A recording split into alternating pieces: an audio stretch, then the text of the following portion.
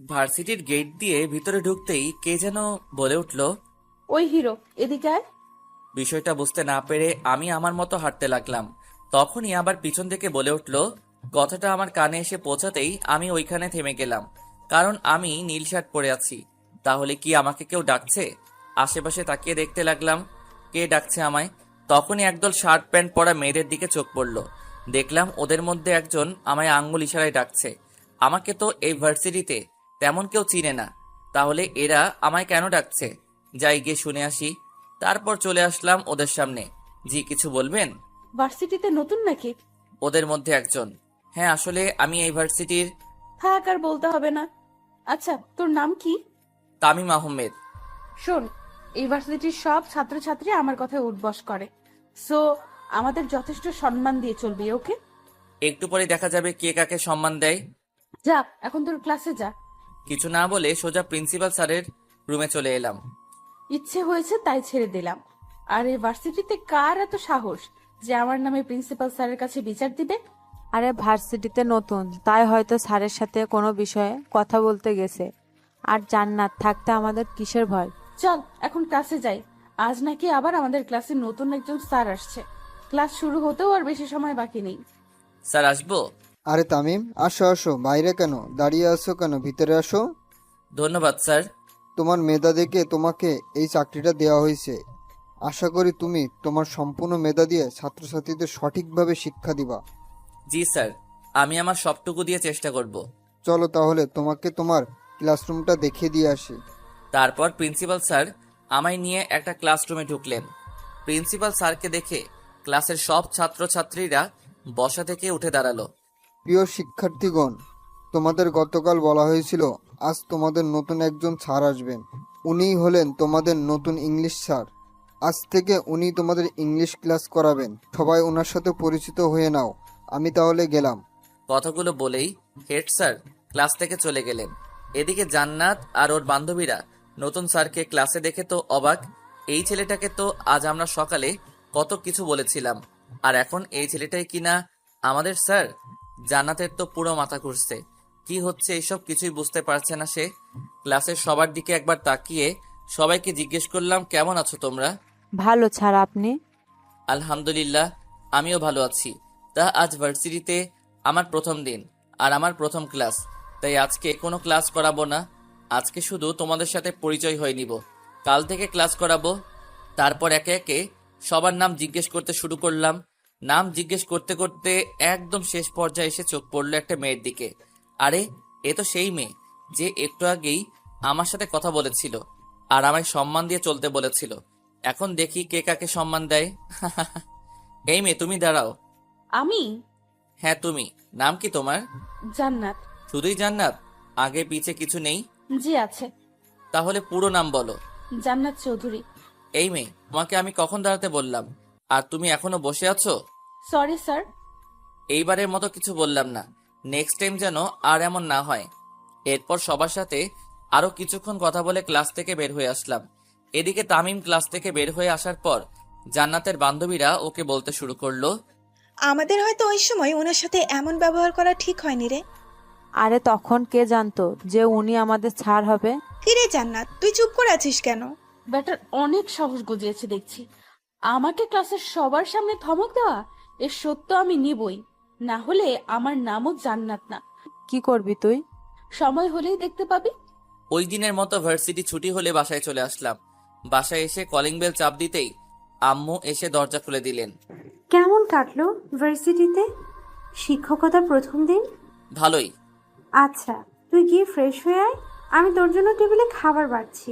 তারপর রুমে এসে ফ্রেশ হতে চলে গেলাম। আমি তামিম মা বাবার একমাত্র সন্তান। পড়াশোনা শেষ করে এইবার একটা বিশ্ববিদ্যালয়ে ইংলিশ টিচার হিসেবে চাকরিতে জয়েন করেছি। বাকিটা গল্পতেই জানতে পারবেন। ফ্রেশ হয়ে নিচে এসে খাওয়া দাওয়া করে আবার নিজের রুমে চলে এলাম। এইভাবে দিনটা কেটে গেল।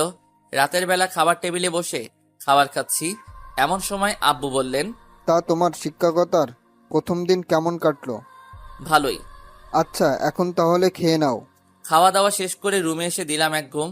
পরের দিন সকালবেলা ঘুম থেকে উঠে হালকা নাস্তা করে সোজা ভার্সিটিতে চলে আসলাম। ক্লাসের সময় হয়ে এলে সোজা ক্লাসে চলে আসলাম। আমাকে দেখেই ক্লাসের সব ছাত্রছাত্রীরা দাঁড়িয়ে পড়ল। তাদেরকে বসতে বলে নিজেও বসে পড়লাম। তারপর তাদের একটা পড়া বুঝিয়ে দিয়ে আরেকটা লিখে দেখাতে বললাম। হেঁটে হেঁটে সবার দিকে একবার চোখ বুলিয়ে দেখছি কে কি করছে।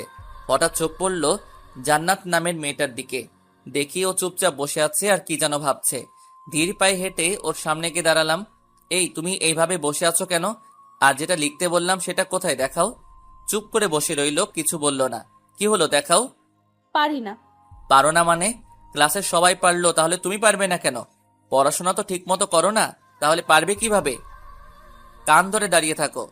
সাথে সাথে ক্লাসের সবাই আমার দিকে তাকালো, সাথে জান্নাতও। মনে হচ্ছে আমি কাউকে গালি দিয়েছি। কি হলো, কথা কানে যায় না? ধমক শুনে এবার আস্তে আস্তে বসা থেকে উঠে কান ধরে মাথা নিচু করে দাঁড়িয়ে রইল। তারপর আরো কিছুক্ষণ পড়ানোর পর বেল দিয়ে দিলে ক্লাস থেকে বের হয়ে আসলাম। কিরে জান্নাত, এটা কি হলো? স্যার তো দেখছি অনেক ডেঞ্জারাস রে। আজ এভাবে জান্নাতকে কান ধরে দাঁড় করিয়ে রাখলো, না জানি কবে আমাদেরও এমন শাস্তি দেয়। ওই দিনের ঘটনার জন্য স্যার হয়তো রেগে আছেন, তাই জান্নাতের সাথে এমন করছেন। শালার অনেক সাহস গজিয়েছে দেখছি। প্রথম দিন ক্লাসে ধমক দিল, তারপর আজ সবার সামনে আমায় কান ধরিয়ে দাঁড় করিয়ে রাখলো। এই ধামড়াটাকে তো একটা শিক্ষা দিতেই হবে দেখছি। কি করবি তুই? আজকেই ব্যাটার একটা ব্যবস্থা নিব। ওই দিনের মতো ভার্সিটি ছুটি হলে জান্নাত ওর বান্ধবীদের বিদায় করে বাসায় চলে আসলো। আর এসেই ওর বাবার রুমে চলে আসলো। কিরে মা, কখন আসলি? এই তো আব্বু, এখন আসলাম। তা কিছু বলবি? কয়েকদিন ধরে ইংলিশ সাবজেক্টে আমার একটু প্রবলেম আছে। আমি তো আগেই বললাম একটা স্যার রেখে দেই তোর জন্য, কিন্তু তুই তো না করে দিলি, বললি এখন লাগবে না। তখন তো আর জানি না যে এমন হবে। তা এখন কি চাস বল? ভার্সিটিতে একজন নতুন ইংলিশ স্যার এসেছেন, খুব ভালো পড়ান। ওনাকে বলো আমায় বাসায় এসে পড়াতে। স্যারের নাম কি? তামিম আহমেদ। আচ্ছা, আমি ওই স্যারের সাথে কথা বলে দেখছি। দেখছি না, এই স্যারের কাছেই আমি পড়বো, না হলে কিন্তু পড়বো না। আচ্ছা, ওই স্যারই তোকে পড়াবে। এখন রুমে গিয়ে ফ্রেশ হয়ে নে যা। তারপর জান্নাত ওর রুমে এসে ফ্রেশ হতে চলে গেল। এবার বেটা বুঝবে মজা। এদিকে জান্নাতের বাবা আমজাদ চৌধুরী ভার্সিটির প্রিন্সিপালের কাছে ফোন করে নতুন স্যারের নাম্বার নিয়ে ওই স্যারকে ফোন দিলেন। জান্নাতের বাবা এই শহরের টপ ধনীদের মধ্যে একজন। ভার্সিটির প্রিন্সিপালের সাথেও ওনার কিছুটা সম্পর্ক আছে, তাই মেয়ের বলা নতুন স্যারের নাম্বার নিতে দেরি হলো না। বাসায় এসে খাওয়া দাওয়া শেষ করে রুমে বসে বসে রেস্ট নিচ্ছি, এমন সময় মোবাইলটা বেজে উঠল। হাতে নিয়ে দেখি একটা আননোন নাম্বার থেকে কল এসেছে। কিছুক্ষণ রিং হওয়ার পর রিসিভ করলাম। আসসালামু আলাইকুম, কে বলছেন? ওয়ালাইকুম আসসালাম। তোমার নাম কি তামিম? জি, আমার নাম তামিম, কিন্তু আপনি কে? আমাকে নিশ্চয়ই চিনবে, আমি আমজাদ চৌধুরী, জান্নাতের বাবা। আমজাদ চৌধুরীর নাম অনেকবার শুনেছি, এই শহরের নামকরা ধনীদের মধ্যে একজন, কিন্তু জান্নাত যে ওনার মেয়ে এটা জানতাম না। জান্নাত কি তাহলে আমার নামে ওর বাবার কাছে নালিশ করেছে, যার কারণে উনি আমায় ফোন দিলেন? করলে করুক, আমি তো ওর সাথে কোনো খারাপ ব্যবহার করিনি। জান্নাতের কাছ থেকে শুনলাম তুমি নাকি ওদের ভার্সিটিতে নতুন জয়েন হয়েছো আর ওদের ইংলিশ ক্লাস নাও। জি, আপনি ঠিকই শুনেছেন, কিন্তু আপনি আমায় ফোন করলেন কিসের জন্য, জানতে পারি? জান্নাতের নাকি ইংলিশ সাবজেক্ট কিছু প্রবলেম আছে, তাই ও তোমার কাছে পড়তে চাই। না করতে পারবা না কিন্তু। মেয়েটাকে আমি কথা দিয়ে ফেলেছি যে তুমি ওকে বাসায় এসে পড়াবা। আঙ্কেল, আমি সবেমাত্র ভার্সিটিতে জয়েন হলাম, কিছুদিন পর থেকে পড়ালে হয় না? যেভাবে ধরেছেন তাতে তো সোজাসুজি না করতে পারবো না, তাই এই কথা বললাম। দেখো, ও ছোটবেলা থেকে মাকে হারিয়েছে, তাই ছোট থেকে ওর কোনো কথা আমি অমান্য করিনি। তুমি প্লিজ না করো না বাবা। ওকে আঙ্কেল, আমি জান্নাতকে পড়াবো, কিন্তু আপনার বাসার ঠিকানাটা? এখানে এসে একটা বড় বাড়ি দেখতে পাবা, ওইটাই আমার বাসা। তা পড়তে কখন আসবা? সন্ধ্যা 7টার দিকে আসবো আঙ্কেল। ওকে, তাহলে রাখি, তুমি ঠিক সময়ে চলে এসো। বলেই কল কেটে দিলেন। কল কেটে দিয়ে মেয়ের রুমে গিয়ে খবরটা দিয়ে আসলেন আমজাদ সাহেব। খবরটা পেয়ে তো জান্নাত বেজায় খুশি। চাকরিতে জয়েন হলাম 2 দিনও হলো না, আর এই মেয়ে এখনই আমার কাছে পড়তে যাচ্ছে। ডাল মেয়ে জরুর কুছ কালা হ্যায়। ওই দিনের মতো রাতের খাবার খেয়ে ঘুমিয়ে পড়লাম। পরের দিন সকালবেলা উঠে ভার্সিটিতে গেলাম, কিন্তু জান্নাত নামের মেয়েটাকে ক্লাসে দেখতে পেলাম না। হয়তো আজ ভার্সিটিতে আসেনি। ভার্সিটি শেষে বাসায় এসে খাওয়া দাওয়া করে কিছুক্ষণ রেস্ট নিলাম। তারপর আম্মুকে বলে জান্নাতকে পড়ানোর জন্য বাসা থেকে বের হয়ে আসলাম। জান্নাতের বাড়ির সামনে এসে ভিতরে ঢুকতে যাব, এমন সময় গেটের কাছে থাকা দারোয়ানটা আমার পথ আটকে জিজ্ঞেস করলো, কে আপনি? আর এখানে কি চাই? জি, আমায় আমজাদ চৌধুরী আসতে বলেছেন। ওনার মেয়েকে পড়ানোর জন্য। আপনি এইখানে একটু দাঁড়ান, আমি এক্ষুনি আসছি। বলেই লোকটা ভিতরে চলে গেল। কিছুক্ষণ পর আবার সামনে এসে বলল, স্যার আপনাকে ভিতরে যেতে বলেছে। তারপর ভিতরে ঢুকে দেখি অনেক সুন্দর একটা বিশাল বাড়ি, চারদিকে বাগান আর অনেক মানুষ দাঁড়িয়ে আছে। মনে হচ্ছে এরা আমজাদ সাহেবের লোক। তারপর বাসার ভিতরে গিয়ে দেখি আমজাদ সাহেব সোফার মধ্যে বসে আছেন। আমাকে দেখেই বললেন, তাহলে তুমি জান্নাতের ইংলিশ টিচার? জি। মেয়েটা আমার একটু জেদি টাইপের, আর কারো কথা শোনে না। তুমি একটু ম্যানেজ করে নিও বাবা। আচ্ছা আঙ্কেল। চলো তোমাকে ও রুমটা দেখিয়ে দিয়ে আসি। তারপর উনি আমায় উপরের একটা রুমে নিয়ে এসে ঢুকলেন। দেখলাম ঘরটা অনেক সুন্দর করে সাজানো, আর বিছানার উপর একটা মেয়ে বসা। আরে এটাই তো জান্নাত। জান্নাত আমাকে দেখতে পেয়েই বিছানা থেকে উঠে বসলো। পরনে শর্ট প্যান্ট আর গায়ে একটা শার্ট। একবার দেখে চোখ নামিয়ে নিলাম। মামুনি, তোমার স্যার এসেছে, রেডি হয়ে পড়তে বসো, আমি গেলাম। বলেই আমজাদ সাহেব রুম থেকে চলে গেলেন। স্যার দাঁড়িয়েছেন কেন, বসেন। ওর কথা শুনে আশেপাশে তাকিয়ে দেখলাম একটা টেবিলে অনেকগুলো বই রাখা। ওইটাই গিয়ে একটা চেয়ার টেনে বসে পড়লাম। জান্নাত কিছুক্ষণ কি যেন করলো, সেদিকে আমি ধ্যান দিলাম না। কিছুক্ষণ পর জান্নাত এসে আমার সামনে চেয়ারটায় বসে পড়লো। কোনটা বুঝো না বলো, আমি বুঝিয়ে দিচ্ছি। এই চ্যাপ্টারের কিছুই বুঝি না। ওকে দেখো, আমি বুঝিয়ে দিচ্ছি। কিছুক্ষণ বোঝানোর পর ওর দিকে তাকিয়ে দেখি ও এক ধ্যানে আমার দিকে তাকিয়ে আছে। এইভাবে তাকিয়ে আছো কেন? আর এতক্ষণ যা বুঝালাম বুঝতে পেরেছো, নাকি কোথাও কোনো প্রবলেম আছে? হ্যাঁ না, মানে আসলে একটা কথা বলার ছিল। হ্যাঁ বলো, কি বলবা? Sir I love you. What? বেয়াদব মেয়ে কোথাকার! স্যারকে কেউ এসব বলে? আরে স্যার, আপনি যেটা ভাবছেন সেটা নয়, বলছি আই লাভ ইউ এর মানেটা কি? কোন ক্লাসে পড়ো এবার? ছাত্রী পড়াতে আসলে, অথচ ছাত্রী কোন ক্লাসে পড়ে এটাও জানেন না। এই মেয়ে চুপ, একদম হাসবে না। যা বলছি তার উত্তর দাও। অনার্স প্রথম বর্ষে। অনার্সে পড়াশোনা করো, অথচ এই কথার মানে জানো না? জানি না বলেই তো জিজ্ঞেস করলাম, ফাজলামি করব কেন? এসব বাদ দাও, আর বলো কোথাও কোনো প্রবলেম আছে কিনা। ওইটার মানে বলবেন না? কোনটা? ওই যে একটু আগে বললাম। এখন কিন্তু বেশি হয়ে যাচ্ছে। কি? পড়াতে মন দাও, না হলে তোমার আব্বুর কাছে গিয়ে বিচার দিব কিন্তু। বিচার দিলে এমন হল করব যে জীবনও ভুলতে পারবেন না। কিছু বললে? না, কই কি বললাম? আচ্ছা, এখন পড়াতে মন দাও। তারপর জান্নাতকে আবার ওই চ্যাপ্টারটা বোঝাতে লাগলাম।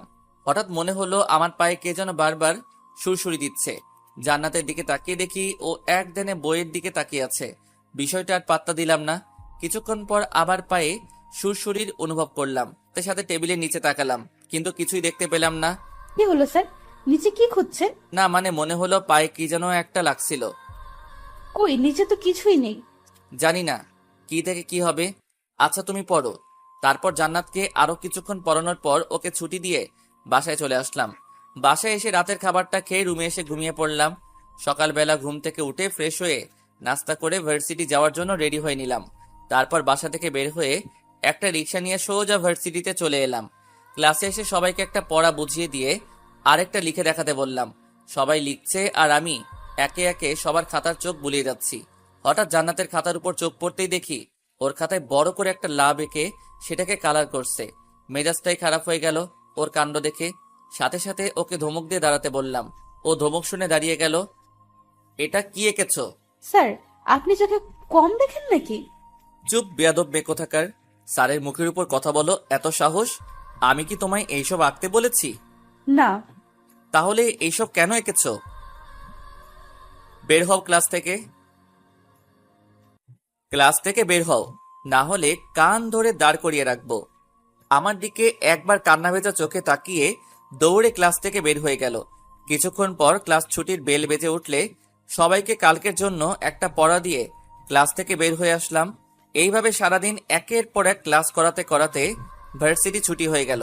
বাসায় এসে ফ্রেশ হয়ে খাওয়া দাওয়া করে দিলাম এক ঘুম।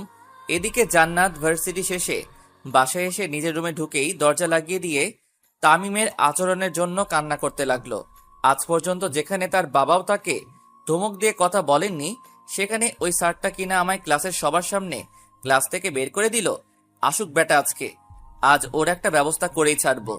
এই জান্নাত যে কি জিনিস বেটাকে বুঝিয়ে দিব আজ, এটা ভাবতে থাকে।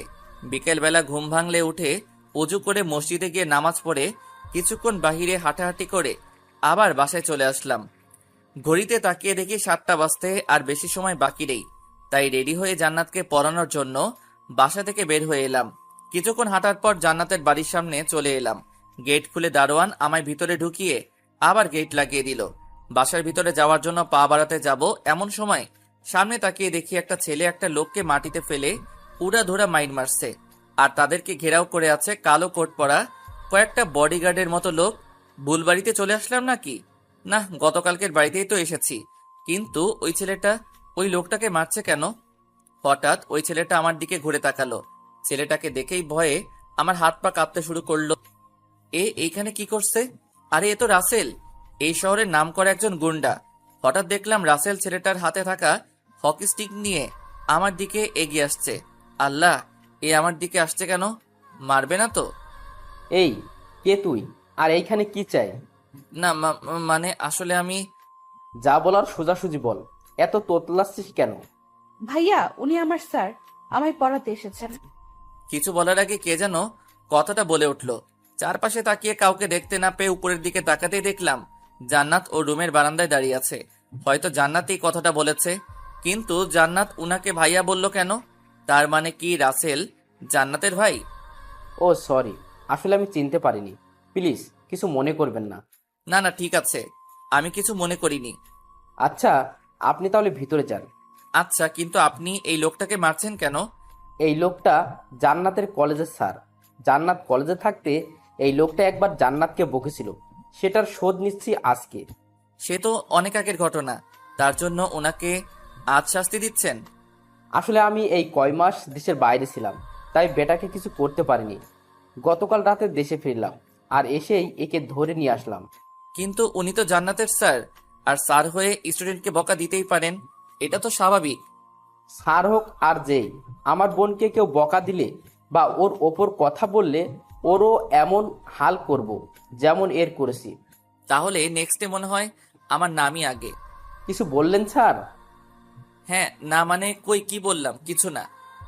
আচ্ছা, আর আপনি এতক্ষণ ধরে এইখানে দাঁড়িয়ে আছেন কেন? যান ভিতরে যান। আচ্ছা। তারপর ভিতরে ঢুকে দেখি বাসায় কেউ নেই, তাই সোজা জান্নাতের রুমে চলে এলাম। আমাকে আসতে দেখে জান্নাত একটা চেয়ার টেনে আমায় বসতে বলল। আমি কিছু না বলে বসে পড়লাম। জান্নাতও আমার সামনের চেয়ারে এসে বসে পড়ল। আচ্ছা রাসেল যে, উনি তোমার কি হন? ভাইয়া। কেমন ভাইয়া? কেমন আবার, আপন ভাইয়া। আমরা এক ভাই এক বোন, উনি বড় আর আমি ছোট। খাইসা মারে, রাসেল জান্নাতের আপন ভাই হয়? এটা আজ জানলাম। জান্নাতের সম্পর্কেও তেমন কিছু জানি না। কিছু না জেনেই মেয়েটাকে পড়াতে চলে আসলাম। না জানি কপালে কি দুঃখ আছে। ওর ভাই যদি জানতে পারে আমি জান্নাতকে একদিন না 2 দিন না 3 দিন বকেছি, তাহলে আমার কি হবে? কি হলো স্যার, এত কি ভাবছেন? আজ পড়াবেন না? পড়াবো। আচ্ছা জান্নাত, একটা কথা বলি। কি কথা বলে? ভার্সিটিতে এত স্যার থাকতে তুমি আমার কাছে কেন পড়তে চাইলা? তোমাকে যে শিক্ষা দেব তাই। কি হলো, চুপ করে আছো কেন, বলো। আসলে স্যার, প্রথম দিন আপনার ক্লাস করেই বুঝতে পেরেছিলাম যে আপনি স্যার হিসেবে ইংলিশে খুব ভালো। তার জন্যই আব্বুকে বলে আপনাকে আমার হোম টিচার বানিয়ে নিলাম। ও আচ্ছা, এখন পড়ো। কি পড়বো? গতকাল যে চ্যাপ্টারটা বুঝিয়েছিলাম, বুঝেছো? একটু একটু। আচ্ছা, আজকে আবার ওইটা বুঝাচ্ছি, খেয়াল করো। কিছুক্ষণ পর বুঝেছো তাহলে? আরেকবার বোঝালে ভালো হয়। ওকে, খেয়াল করো আবার। কিছুক্ষণ বোঝানোর পর, আর কোথাও কোনো প্রবলেম আছে? স্যার, এই চ্যাপ্টারের কিছুই বুঝি না। বুঝবে কিভাবে? হ্যাঁ, পড়াশোনায় তো মন নেই, সারাক্ষণ শুধু ফাইজলামি। স্যার, আমায় ধমক দিয়ে কথা বলবেন না বলে দিলাম। এই, তুমি আমায় হুমকি দিচ্ছ? হ্যাঁ, ছাত্রী হয়ে স্যারের সাথে এইভাবে কথা বলতে লজ্জা করে না? বেয়াদব মেয়ে কোথাকার। ওই শালা চুপ! আর একটাও কথা বলবি না। অনেক শুনেছি তোর বক বক, আর নয়। নিজেকে কি ভেবেছিস? হ্যাঁ, যখন তখন আমায় ধমক দিয়ে কথা বলবি আর আমি কিছুই বলবো না? আমার শার্টের কলার চেপে ধরে, এই, এটা কেমন অসভ্যতা! ভুলে যেও না আমি তোমার স্যার, সম্মান দিয়ে কথা বলো, না হলে। না হলে কি করবি তুই? হ্যাঁ, আমি কিন্তু তোমার আব্বুর কাছে তোমার নামে বিচার দিব। ভাইয়া যে একটা লোককে মারতেছে দেখেছেন? উনি তো। হ্যাঁ, উনি আমার কলেজের স্যার। আর এটাও নিশ্চয়ই জেনে গেছেন যে ভাইয়া ওই স্যারকে কেন মারতেছে। এখন আপনিও আমার স্যার, যদি ভাইয়ার কাছে আপনার নামে বিচার দেই তো কি হবে ভাবতে পারছেন? মানে তুমি কেন আমার নামে বিচার দিবে? আমি কি করেছি? এই যে আপনার ভার্সিটির প্রথম ক্লাস থেকে শুরু করে এই পর্যন্ত আমায় কতবার ধমক দিয়েছেন আর বকা দিয়েছেন হিসাব আছে? স্যার হিসেবে তো তোমায় বকা দিতেই পারি, তাই না? এইখানে তোমার ভাইয়ার কাছে বিচার দেওয়ার কি আছে? ওকে, বিচার দিব না, তবে এর জন্য আপনাকে আমার একটা শর্ত মানতে হবে। কি শর্ত? এখন থেকে আপনাকে আমার সব কথা মেনে চলতে হবে। রাজি? এটা আবার কেমন কথা? তাছাড়া স্যার হিসেবে আমি তোমায় একটু বকা দিতেই পারি, এর জন্য। আমি এত কথা শুনতে চাচ্ছি না, আমার শর্তে রাজি কি না সেটা বলেন। আরে ওকে, রাজি হওয়া লাগবে না, আমি ভাইয়ার কাছে গিয়ে আপনার নামে একটু প্রশংসা করে আসি। এই না না, আমি রাজি তো। আমার সব কথা মেনে চলতে হবে কিন্তু। ওকে। তাহলে আজ থেকে আমায় আর বকা দিতে পারবেন না, বলে দিলাম। আচ্ছা, এখন বই বের করো। তারপর জান্নাত বই নিয়ে এসে আমার সামনের চেয়ারে বসে পড়ল। আজ কোন চ্যাপ্টার পড়াবো বলো? এই চ্যাপ্টার। ওকে, খেয়াল করো। তারপর জান্নাতকে ওই চ্যাপ্টারটা ভালো করে বোঝাতে লাগলাম। একসময় ওর দিকে চোখ পড়তে দেখি ও এক ধ্যানে আমার দিকে তাকিয়ে আছে। প্রথমবার ডাকলাম, বাট কোনো রেসপন্স নেই। দ্বিতীয়বার টেবিলে থাকা স্কেলটা দিয়ে ওর হাতে একটা বসিয়ে দিলাম। সাথে সাথে সে হকচকিয়ে উঠল। কি হলো স্যার, আপনি আমায় মারলেন কেন? মারবো না তো কি করব? এতক্ষণ ধরে পড়াচ্ছি, অথচ তুমি বইয়ের দিকে না তাকিয়ে আমার দিকে হাবলির মতো তাকিয়ে আছো। এমন করলে পড়া মাথায় ঢুকবে কিভাবে? কি কি বললেন? আমি হাবলি? দাঁড়ান, আমি এক্ষুনি গিয়ে ভাইয়ের কাছে আপনার নামে বিচার দিব। আরে আরে, এইখানে ভাইয়াকে টানছো কেন? স্যার হয়ে তো তোমাকে মারার অধিকার আমার আছেই। একটু আগে আপনি আমায় কি বললেন মনে নেই? কি বললাম? এই যে এখন থেকে আপনি আমার সব কথা শুনবেন, আর এটাও বলেছেন যে আমায় আর কখনো বকা দিবেন না, আর সেখানে আপনি আমায় মেরে বসলেন। দেখো আমি আর কোনো কথা শুনবো না, আমি গেলাম ভাইয়ার কাছে বিচার দিতে। এই না, প্লিজ এমন করো না। আমার ভুল হয়ে গেছে, প্লিজ এইবারের মতো মাফ করে দাও। আর কখনো তোমায় মারবো না, সত্যি। শেষে কিনা স্যার হয়ে ছাত্রীর কাছে মাপ চাইতে হচ্ছে। হায়রে কপাল। মনে থাকবে তো? হ্যাঁ হ্যাঁ, মনে থাকবে। আচ্ছা, এবার পড়ান। তারপর ওকে আবার সে আগের চ্যাপ্টার পড়াতে শুরু করলাম। কিছুক্ষণ পর জান্নাতের দিকে চোখ পড়তেই দেখি সে আবার আমার দিকে এক ধ্যানে তাকিয়ে আছে। বুঝতেছি না এই মেয়ে বারবার আমার দিকে এইভাবে তাকিয়ে থাকে কেন। এখন কিছু বলাও যাবে না, বললে আবার ওর ভাইয়ের কাছে বিচার দিয়ে বসবে। কি পড়ালাম এতক্ষণ, বুঝেছো? এক ধ্যানে আমার দিকে তাকিয়ে আছে। কি হলো, এইভাবে তাকিয়ে আছো কেন? ওর চোখের সামনে হাত নাড়িয়ে হ্যাঁ, না আসলে কিছু বলছেন? বলছি, এতক্ষণ যা পড়ালাম তা বুঝেছো নাকি কোথাও বুঝতে সমস্যা আছে? কিছুই তো বুঝিনি। ভীষণ রাগ হলো, তবুও নিজেকে কন্ট্রোল রেখে ঠান্ডা গলায় বললাম, এতক্ষণ ধরে বোঝালাম অথচ কিছুই বুঝোনি। ধ্যান কোথায় থাকে তোমার? আপনার দিকে। কি? মানে আসলে বলতে চেয়েছি, আপনার মুখের দিকেই তাকিয়েছিলাম আর বোঝার চেষ্টা করছিলাম। আমার মুখের দিকে তাকিয়ে থাকলে হবে না, বইয়ের দিকে খেয়াল করতে হবে। হুম। দেখো আবার। কিছুক্ষণ পর, এবার বুঝতে পেরেছো? কিছুটা। ওকে, তাহলে বাকিগুলো রাতে পড়তে বসে কয়েকবার দেখবা। যদি না বোঝো তাহলে কাল বুঝিয়ে দিব। আজ তাহলে আমি আসি। তারপর জান্নাতের বাসা থেকে বের হয়ে সোজা বাসায় চলে আসলাম। বাসায় এসে খাওয়া দাওয়া করে রুমে এসে কিছুক্ষণ ফেসবুকিং করে ঘুমিয়ে পড়লাম। পরের দিন সকালবেলা ঘুম থেকে উঠে ফ্রেশ হয়ে হালকা নাস্তা করে ভার্সিটিতে চলে এলাম।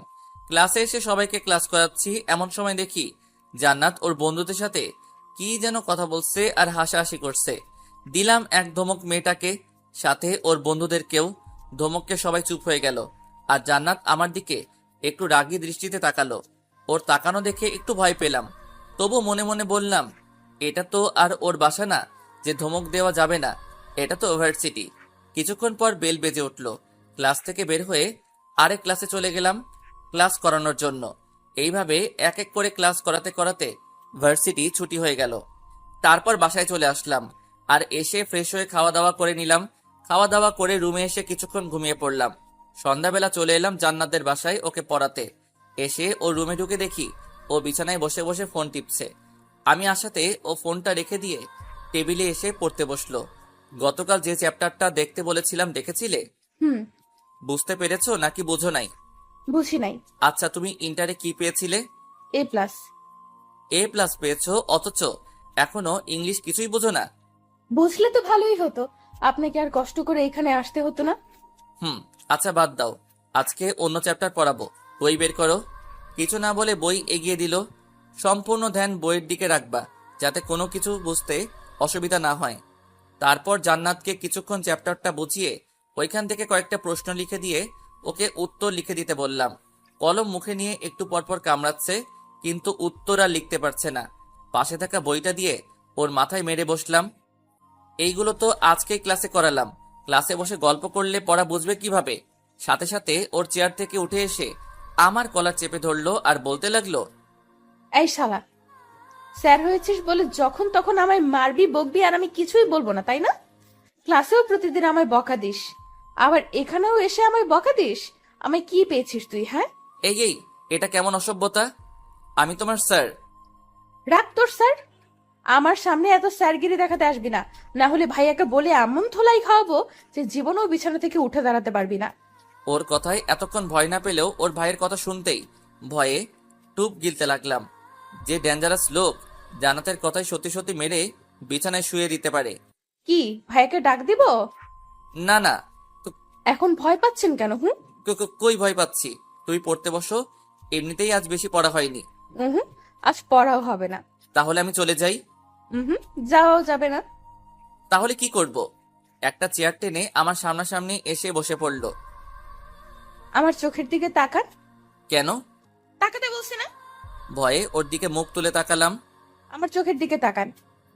তাকালাম। কিছু দেখতে পাচ্ছেন? চোখের ভিতর কালো মণি। উফ, আমি সেটা বলিনি। অন্য কিছু দেখতে পাচ্ছেন না? চোখের ভিতরে আর কি থাকবে? ভালোবাসার নজরে তাকিয়ে দেখেন, সব বুঝে যাবেন। ওর কথা শুনে বুঝতে বাকি রইল না যে ও কি বলতে চাচ্ছে, কিন্তু এটা তো সম্ভব নয়, কারণ ও আমার ছাত্রী। কি হলো, চুপ করে আছেন কেন? আমার একটা কাজ আছে, আমি গেলাম বলেই দরজার সামনে আসতে না আসতেই পিছন থেকে জান্নাত ডাক দিয়ে দাঁড়াতে বলল। আমিও দাঁড়িয়ে গেলাম। চেয়ার থেকে উঠে আমার একদম কাছে চলে আসলো আর তার দুই হাত দেয়ালে দুই পাশে রেখে আমায় ওর হাতের মধ্যে বন্দি করে ফেললো। এই কি করছো এইসব? আমাকে ভালো লাগে না আপনার? দেখো, আমি তোমার স্যার, আর সরো। চুপ, আর একটাও কথা শুনতে চাই না। আমি কি চাচ্ছি সেটা আপনি ভালো করেই বুঝতে পেরেছেন, আর আমি যে জিনিসের উপর চোখ রাখি সেটা যে কোনো মূল্যে আদায় করে নেই। আমার কাজ আছে, আমায় যেতে দাও প্লিজ। এত কাজ কিসের? আমাকে ভালো লাগে না বুঝি? দেখো, তুমি কিন্তু বাড়াবাড়ি করছো। কি বাড়াবাড়ি করলাম? এমন করলে আমি কিন্তু আর তোমাকে পড়াতে আসবো না। সাথে সাথে আমার কলারটা চেপে ধরে আমার মুখের কাছে ওর মুখ এনে বলল, মেরে একদম হাত পা ভেঙে দিব ভাইয়াকে বলে। ওকে, ডাক দাও তোমার ভাইয়াকে। ভাইয়া? সাথে ওর মুখ চেপে ধরলাম। ভুল হয়ে গেছে আমার, প্লিজ ভাইয়াকে ডাক দিও না। তাহলে একটা কিস দেন। হোয়াট? পাগল নাকি? আমি এসব পারবো না। না পারলে আর কি করার, ভাইয়া এখন উপরেই আছে, মায়ের খাওয়ার জন্য রেডি থাকুন। কিছু বলতে যাব এমন সময় কারো জুতার আওয়াজ শুনে বুঝতে পারলাম কেউ নিশ্চয়ই উপরে আসছে। রাসেল ভাই নয় তো? আল্লাহ বাঁচিয়ে রেখো লোকটার কাছ থেকে। এদিকে জান্নাত আমার অবস্থা দেখে শয়তানি হাসি হাসছে। কিছুক্ষণ পর কেউ একজন দরজার কাছে এসে টুকা দিয়ে বলল, জান্নাত, আমায় ডেকেছিস? কোনো সমস্যা? দরজা খোল, আমি ভিতরে আসবো। কণ্ঠটা শুনে বুঝতে বাকি রইল না যে লোকটাকে। এতক্ষণ ধরে যার ভয় পাচ্ছিলাম সে এসেই পড়েছে। কথায় আছে না, যেখানে বাঘের ভয় সেখানে সন্ধ্যা হয়। বোন, দরজা খোল, চুপ করে আছিস কেন? কি ভাইয়ের কাছে আপনার নামে বিচার দিব? আমি কি করলাম যে তুমি আমার নামে বিচার দিবা? ওই যে আমায় সবসময় ধমকান। বললাম তো আর ধমকাবো না। এটা বললে হবে না, যা চেয়েছি সেটা দিতে হবে, না হলে দরজা খুলে ভাইয়াকে সব বলে দিব। কি দিব বলো? পাপ্পি। দেখো জান্নাত, আমি তোমার স্যার, আমাদের মধ্যে। আমি এত কিছু শুনতে চাচ্ছি না। আপনি দিবেন নাকি আমি ভাইয়াকে সব বলে দিব? আরে কেন আমার সাথে এমন করছো?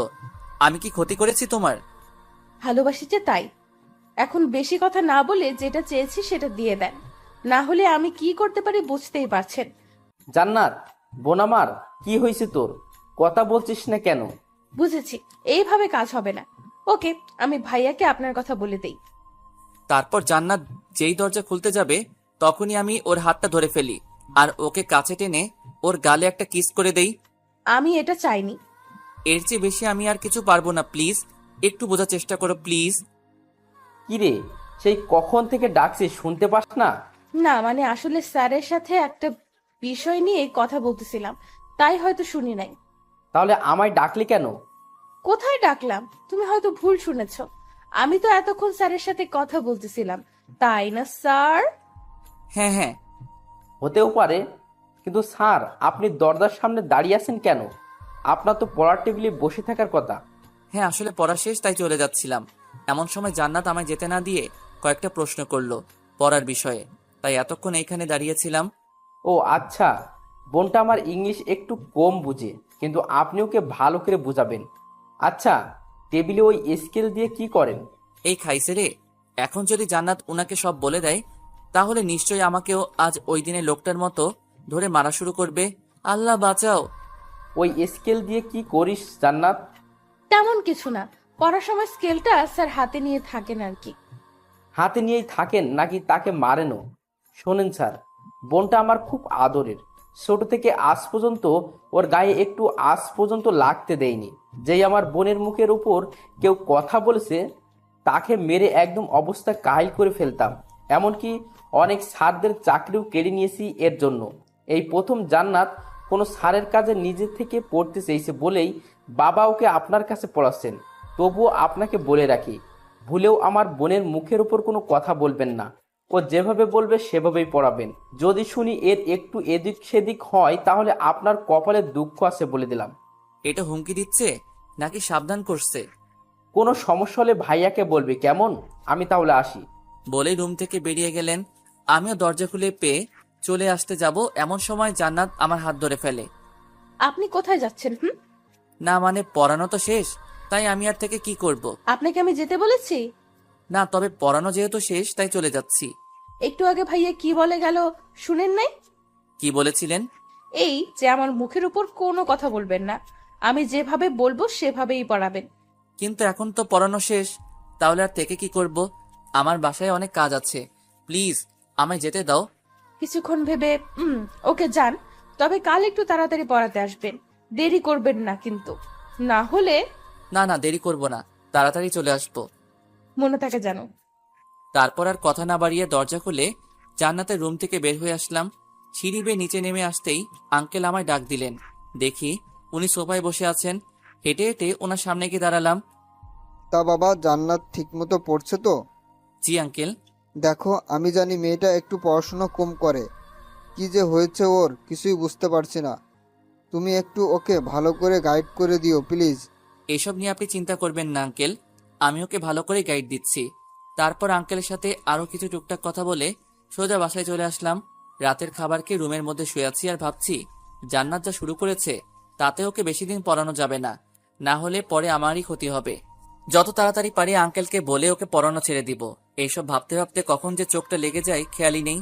সকালবেলা ঘুম থেকে উঠে ফ্রেশ হয়ে নাস্তা করে ভার্সিটিতে চলে এলাম। ক্লাসের মধ্যে বসে আছি আর সবাইকে ক্লাস করাচ্ছি। এমন সময় জান্নাতের দিকে চোখ পড়তেই সে আমায় চোখ টিপ মেরে বসলো। ওর এমন ব্যবহারে থতমত খেয়ে গেলাম। এটা মেয়ে নাকি অন্য কিছু? ছাত্রী হয়ে স্যারকে ছিছি। ওর দিকে আর না তাকিয়ে আবার ক্লাস করানোতে মনোযোগ দিলাম। কিছুক্ষণ পর বেল বেজে উঠলে ক্লাস থেকে বের হয়ে আসলাম। তারপর আবার একটা ক্লাসে চলে গেলাম ক্লাস করাতে। দেখতে দেখতে টিফিন পিরিয়ডের সময় হয়ে গেলে ক্লাস থেকে বের হয়ে ক্লাসের বারান্দা দিয়ে হাঁটছি। এমন সময় কে যেন বলে উঠল, তামিম সাহেব একটু দাঁড়ান। পিছনে ফিরে দেখি নীলা ম্যাডাম। বলতে গেলে আমার 1-2 বছরের বড় হবে, কিন্তু উনি নাকি এখনো বিয়েই করেন নাই। দেখতেও মাশাআল্লাহ অনেক সুন্দর, গায়ের রং একেবারে ফর্সা, মুখটাও একদম মায়াবী। যে কেউ দেখলে উনার প্রেমে পড়ে যাবে। আপনাকেও তো তেমন দেখা যায় না। দেখবেন কিভাবে? আপনি কি আর আমাদের দিকে তাকান? সব সময় তো মাথা নিচু করেই হাঁটেন, পাশ দিয়ে গেলেও কথা বলেন না। আসলে আমি মেয়েদের সাথে এত কথা বলতে পারি না। কেন কেন? এটা ঠিক বলতে পারবো না, তবে আমার কেমন যেন লাগে আর কি। ও আচ্ছা, বুঝেছি। আমাদের স্যারের মেয়েদের সাথে কথা বলতে লজ্জা করে, তাই তো? হ্যাঁ আসলে। থাক, আর কিছু বলতে হবে না। টিফিন টাইম তো হয়ে গেছে, চলেন না আজ দুইজন মিলে একসাথে নাস্তা করি। কিন্তু আমি কিন্তু এই প্রথম আপনার কাছে কিছু চেয়েছি, না করলে কিন্তু আমি মাইন্ড করব। ওকে বলেন কোথায় যাবেন? ভার্সিটির বাইরে একটা কফি শপ আছে, ওইখানে যাওয়া যাক। ওকে চলেন। তারপর ওনাকে নিয়ে সামনের দিকে এগোতেই দেখি জান্নাত সামনে দাঁড়িয়ে আছে আর আমার দিকে রাগে কটমট করে তাকিয়ে আছে। ওর এমন ফেস দেখে মনে মনে একটু ভয় পেয়ে গেলাম। এদিকে আমায় দাঁড়িয়ে থাকতে দেখে নীলা ম্যাডাম আমার হাত ধরে আমাকে ওনার সাথে নিয়ে যেতে লাগলেন। তারপর নীলা ম্যাডাম আমায় একটা কফি শপে নিয়ে এসে দুজনের জন্য 2 কাপ কফি অর্ডার দিলেন। দুজন গল্প করতে করতে কফি খাওয়া শেষ করলাম। গল্প করার সময় নীলা ম্যাডাম বারবার আমার হাত ধরতেছিলেন। ওনার এমন ব্যবহার আমার সুবিধার মনে হচ্ছিল না, তাই তাড়াতাড়ি করে ভার্সিটি চলে এলাম। তারপর একে একে বাকি ক্লাসগুলো করিয়ে বাসায় চলে আসলাম। বাসায় এসে ফ্রেশ হয়ে খাওয়া দাওয়া করে একটু ঘুমিয়ে পড়লাম। সন্ধ্যাবেলা ঘুম থেকে উঠে হাত মুখ ধুয়ে জান্নাতকে পড়ানোর জন্য ওর বাসায় চলে আসলাম। রুমে ঢুকে দেখি ভিতরে কেউ নেই, তাই সোজা গিয়ে একটা চেয়ার টেনে টেবিলের পাশে বসে পড়লাম। কিছুক্ষণ পর হঠাৎ দরজা আটকানোর আওয়াজে পেয়ে সামনে তাকালাম। দেখি জান্নাত দরজা লাগিয়ে আমার দিকে আসছে, আর এসেই আমার শার্টের কলার চেপে ধরে বলল, ওই নীলা ম্যাডামের সাথে আপনার কিসের এত কথা? মানে? এখন ন্যাকা সাজা হচ্ছে তাই না? ভার্সিটির বারান্দায় দাঁড়িয়ে দাঁড়িয়ে নীলা ম্যাডামের সাথে কথা বলা, তারপর কফি শপে গিয়ে একসাথে কফি খাওয়া, এসব কি? হ্যাঁ, আরে ভার্সিটিতে স্যার হিসেবে জয়েন হওয়ার পর থেকে নীলা ম্যাডামের সাথে কখনো কথা হয়নি তো, তাই। তাই বলে এত কথা বলতে হয়? আর কফি শপে গিয়ে কি কি কথা বললেন শুনি? তুমি কে যে তোমাকে সবকিছুর কৈফিয়ত দিতে হবে? হ্যাঁ, আমি আপনার সব। আর এইবারের মতো কিছু বললাম না। নেক্সট টাইম যদি কখনো ওই নীলা ম্যাডামের সাথে আপনাকে কথা বলতে দেখি, তাহলে তাহলে কি করবে? হ্যাঁ, কিছুই করব না, শুধু ভাইয়ার কাছে আপনার নামে 2-1টা কথা বলবো। ভয় দেখাচ্ছ তাই না? হুম, ওই নীলা ম্যাডামের সাথে কথা বলতে নিষেধ দিচ্ছি শুধু। অনেক কথা হয়েছে, এখন পড়তে বসো। কিছু না বলে একটা চেয়ার টেনে আমার গা ঘেঁষে বসে পড়লো। এইখানে বসেছো কেন? সামনের দিকে গিয়ে বসো। আজ এখানেই বসবো। আর পড়ালে পড়ান, না পড়ালে নাই। আর কোনো উপায় না পেয়ে ওকে পড়াতে রাখলাম। জান্নাতকে পড়াচ্ছি, এমন সময় হুট করে ও আমার গালে একটা কিস করে বসলো। ও এমন কিছু করে বসবে তা আমি স্বপ্নেও ভাবিনি। এই মেয়ে, তোমার লজ্জা শরম বলতে কিছু নেই নাকি? ছাত্রী হয়ে স্যারকে কিস করো? নাই। আপনার গলাটা না খুব সুন্দর, তাই একটু আদর করে দিলাম। বেশি বেঁকে গেছো তাই না? দাঁড়াও, আজকে আঙ্কেলের সাথে তোমার বিষয়ে কথা বলবো। স্যার, আপনি আমায় এত তাড়াতাড়ি বিয়ে করবেন? কিন্তু আমার যে এখনো পড়াশোনা কমপ্লিট হয়নি। চুপ বেয়াদব মেয়ে কোথাকার! আমি কি তোমায় বলেছি যে তোমায় বিয়ে করব? তুমি আমার সাথে যা শুরু করেছো সেগুলো আজকে আঙ্কেলকে বলবো। ভুলেও এমন কাজ করবেন না, না হলে আমার কথায় ভাইয়া আপনার কি হাল করবে তা ভাবতেও পারবেন না। আমার সাথে এমন করছো কেন? দেশে কি মানুষের অভাব পড়েছে যে তুমি তোমার স্যারের সাথে জিএফ এর মতো আচরণ করছো? অভাব পড়েনি, তবে আপনার মতো এত কিউট মানুষ খুব কমই আছে, তাই তো আপনাকে এত ভালোবাসি। এটা ভালোবাসা নয়, এটা ক্ষণিকের জন্য ভালো লাগা। কেন বুঝতে চাইছো না? আমায় এইসব শেখাতে আসবেন না। আপনার থেকে আমি এইসব বিষয়ে ভালো জানি। সো মিস্টার তামিম আহমেদ, আমি যেভাবে বলবো আর যা চাইবো আপনি তাই করবেন, না হলে আমি আপনার কি অবস্থা করব ভাবতেও পারবেন না। শুধু রাসেল ভাইয়ের জন্য তোকে এত সহ্য করেছি, না হলে কবেই তোকে পড়ানো বাদ দিয়ে দিতাম। আপনাকে আমায় পড়াতেই হবে, সেটা হোক আপনার ইচ্ছায় অথবা অনিচ্ছায়। সো এইসব নিয়ে এত ভাবাভাবি করে কোনো লাভ নেই। এ তো দেখছি মনের কথা বুঝে ফেলে। আল্লাহ, এই মায়ারার থেকে আমারে বাঁচাও প্লিজ। ওই, এত কি ভাবছেন? না কিছু না, তুমি পড়ো তো। কোনটা পড়বো? বুঝিয়ে না দিলে পড়বো কিভাবে? এতদিন ধরে তো বুঝিয়ে আসছি, তারপরও কিছু মাথায় ঢোকে না নাকি? একদম রাগী গলায় কথা বলবেন না, না হলে ভাইয়াকে ডেকে সব বলে দিব। তুমি আমাকে পড়াচ্ছ নাকি আমি তোমায় পড়াচ্ছি? আপনি আমায় পড়াচ্ছেন। তাহলে কি আমি একটু রাগ দেখাতে পারবো না? না, পারবেন না। ওকে, খেয়াল করো, আমি পড়াটা বুঝিয়ে দিচ্ছি। কিসের জন্য যে একে পড়াতে আসি, তারপর ওকে কিছুক্ষণ বুঝিয়ে একটা প্রশ্নের উত্তর লিখতে বললাম। ব্যাস, চুপচাপ বসে রইল আর কলম ঘোরাতে লাগলো। চরম বিরক্তিকর এই মুহূর্তটা। কিছু বললেও দোষ, কিছু করলেও দোষ। ওকে আজ এতটুকুই থাকুক, কাল এসে এইসব আবার পড়া নিব। তুমি রাতে এইগুলো শিখে রেখো কেমন? শুধু মাথা নাড়ালো। তারপর উঠে চলে আসতে যাব এমন সময় পিছন থেকে জান্নাত আমায় দাঁড়াতে বলল। সে বসা থেকে উঠে আমার সামনে এসে দাঁড়ালো। আপনার ফোন নাম্বারটা দেন তো। কেন? দিতে বলছি দেন, এত কথা বলেন কেন? আসলে মোবাইলটা বাসায় রেখে এসেছি, আর কয়েকদিন আগে নতুন সিম নিয়েছি। নাম্বারটাও ঠিক মনে নেই। মিথ্যা বললাম, কারণ এই মেয়েকে নাম্বার দেওয়ার কোনো ইচ্ছাই আমার নেই। কিছু না বলে আমার প্যান্টের পকেটে হাত দিয়ে কি যেন খুঁজতে লাগলো।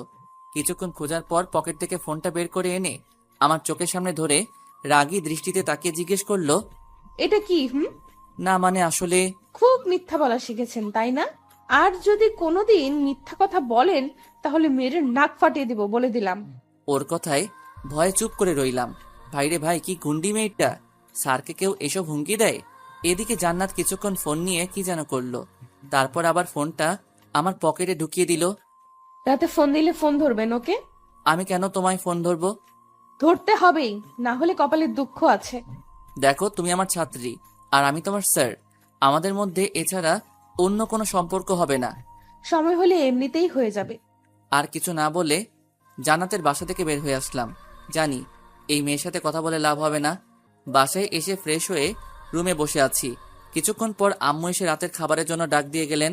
তারপর নিচে গিয়ে খাওয়া দাওয়া করে আবার উপরে চলে আসলাম। রুমে এসে দেখি ফোনের স্ক্রিন থেকে আলো জ্বলছে। কাছে গিয়ে দেখি জান্নাত নামে সেভ করা একটা নাম্বার থেকে কল এসেছে। বুঝতে বাকি রইল না যে কে কল করেছে।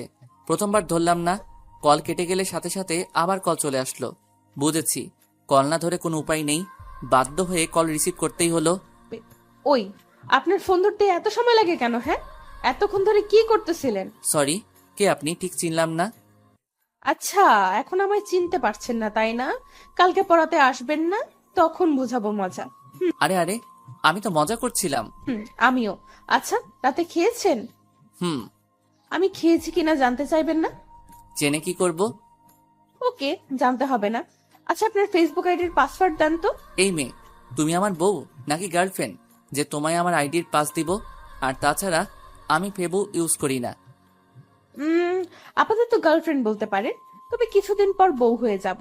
আর কথায় কথায় মিথ্যা বলা বাদ দেন, কারণ আপনার ফোন হাতে নিয়ে প্রথমেই আপনার আইডিতে ঢুকে আমার আইডিতে ফ্রেন্ড রিকোয়েস্ট পাঠিয়ে দিয়েছিলাম। এই তো দেখছি অনেক চালাক। চুপ বেয়াদব মেয়ে কোথাকার। লজ্জা করে না স্যারকে এসব বলতে? হুম, স্যারকে বলতে তো লজ্জা করবেই, কিন্তু আপনি আমার স্যার না, আপনি তো আমার থাক, বললাম না। এখন লক্ষ্মী ছেলের মতো আপনার আইডির পাসওয়ার্ড দিয়ে দেন, না হলে পরে কিন্তু পস্তাতে হবে। দিব না, তুমি ফোন রাখো, না হলে আমি রেখে দিব। ভুলেও এই কাজ করবেন না, কারণ ভাইয়ার কাছে আপনার কথা বললে ভাইয়া এক্ষুনি আপনাকে আপনার বাসা থেকে তুলে আনতে পারবে। ওকে, বলো তোমার ভাইয়াকে যা বলার। আমি কাউকে ভয় পাই না। ওকে, একটু ওয়েট করেন। বলেই জান্নাত ওর ভাইয়াকে ডাকতে লাগলো। এই মেয়ে তো দেখছি সত্যি সত্যি ডাক দিচ্ছে। দেখ আমার কি, আমি এত ভয় পাই না ওনাকে। এদিকে ফোনের মধ্যে রাসেল ভাই আর জান্নাতের কথা শুনতে পাচ্ছি। কি হয়েছে বোন, আমায় ডেকেছিস? একটা ছেলে আমার সাথে বেয়াদবি করেছে, তাকে ওর বাসা থেকে তুলে আনতে হবে এক্ষুনি, পারবা? কি? কার এত সাহস যে আমার বোনের সাথে বেয়াদবি করছে? নাম বল শুধু ছেলেটার, এখনই ওই ছেলেকে তুলে আনবো। তুমি একটু বাইরে যাও, আমি ওর ডিটেলস এনে তোমাকে বলছি। ওদের এমন কথা শুনে তো আমার ভয়ে হার্টবিট বেড়ে যেতে লাগলো। জান্নাত যদি আমার নাম বলে তাহলে তো সত্যি সত্যি রাসেল ভাই আমায়। না না, এসব আমি কি ভাবছি। এখন পাসওয়ার্ড দিবেন নাকি মাইর খাবেন, বলেন? পাসের জন্য তুমি তোমার স্যারের এমন করবা? ভাইয়া বাহিরে দাঁড়িয়ে আছে, তাড়াতাড়ি পাস দেন, নইলে ভাইয়াকে ডেকে আপনার নাম। আমার নাম্বারের শেষ 7 অক্ষরই আমার আইডির পাস। বাধ্য হয়ে দিতেই হলো, না হলে কপালে দুঃখ আছে, বুঝতেই পারছি। কত ভালো আমার বাবু তো। পাস তো দিলাম, ফোন রাখো, এখন আমি ঘুমাবো। ওকে, গুড নাইট, কাল ভার্সিটিতে দেখা হবে। কিছু না বলে ফোনটা কেটে দিলাম। তারপর মোবাইলটা একপাশে রেখে ঘুমিয়ে পড়লাম। পরের দিন সকালবেলা অনেক তাড়াতাড়ি ঘুমটা ভেঙে গেল। সময় কাটছে না দেখে মোবাইলটা হাতে নিয়ে একটু ফেবুতে লগ ইন করলাম। ফেবুতে ঢুকতেই আমার চোখ কপালে ওঠার পালা। এ আমি কি দেখছি? এটা কিভাবে হলো? আমার এত স্বাদের আইডি। কারণ জান্নাত হয়তো গতকাল রাতে আইডির পাস নিয়ে আইডিটা ডিঅ্যাক্টিভেট করে রেখেছে, যার ফলে আজ আইডিতে ঢুকতে পারছি না। তারপর আবার আইডিটা অ্যাক্টিভেট করে আইডিতে ঢুকে দেখি অনেক মেয়েদের ব্লক করে রাখা হয়েছে, যারা আমায় অযথাই মেসেজ দিত। আমি অবশ্য ওদের কারোর সাথেই কথা বলতাম না। কিছুক্ষণ পর ভার্সিটি যাওয়ার সময় হয়ে এলে রেডি হয়ে নিলাম। তারপর বাসা থেকে বের হয়ে সোজা ভার্সিটিতে চলে এলাম। ক্লাসে বসে আছি আর সবাইকে পড়াচ্ছি। এমন সময় জান্নাতের দিকে তাকাতেই দেখি মেয়েটা আমার দিকে তাকিয়ে মিটমিট করে হাসছে। ওর হাসি দেখে আমার গা জ্বলছে। তারপর ক্লাসটা করিয়ে চলে আসলাম অন্য ক্লাসে। এইভাবে একের পর এক ক্লাস শেষ করে আরেক ক্লাসে গিয়ে ক্লাস করাতে লাগলাম। ভার্সিটি ছুটি হয়ে গেলে সকল ছাত্রছাত্রীরা একে একে বাসায় চলে যেতে লাগলো। আমি একটা রিক্সা নিয়ে সোজা বাসায় চলে আসলাম। বাসায় এসে হাত মুখ ধুয়ে খাওয়া দাওয়া করে রুমে এসে কিছুক্ষণ রেস্ট নিতে লাগলাম। দেখতে দেখতে সন্ধ্যা হয়ে আসলো। জান্নাতকে পড়ানোর সময় হয়ে গেছে। রেডি হয়ে জান্নাতের বাসায় চলে আসলাম।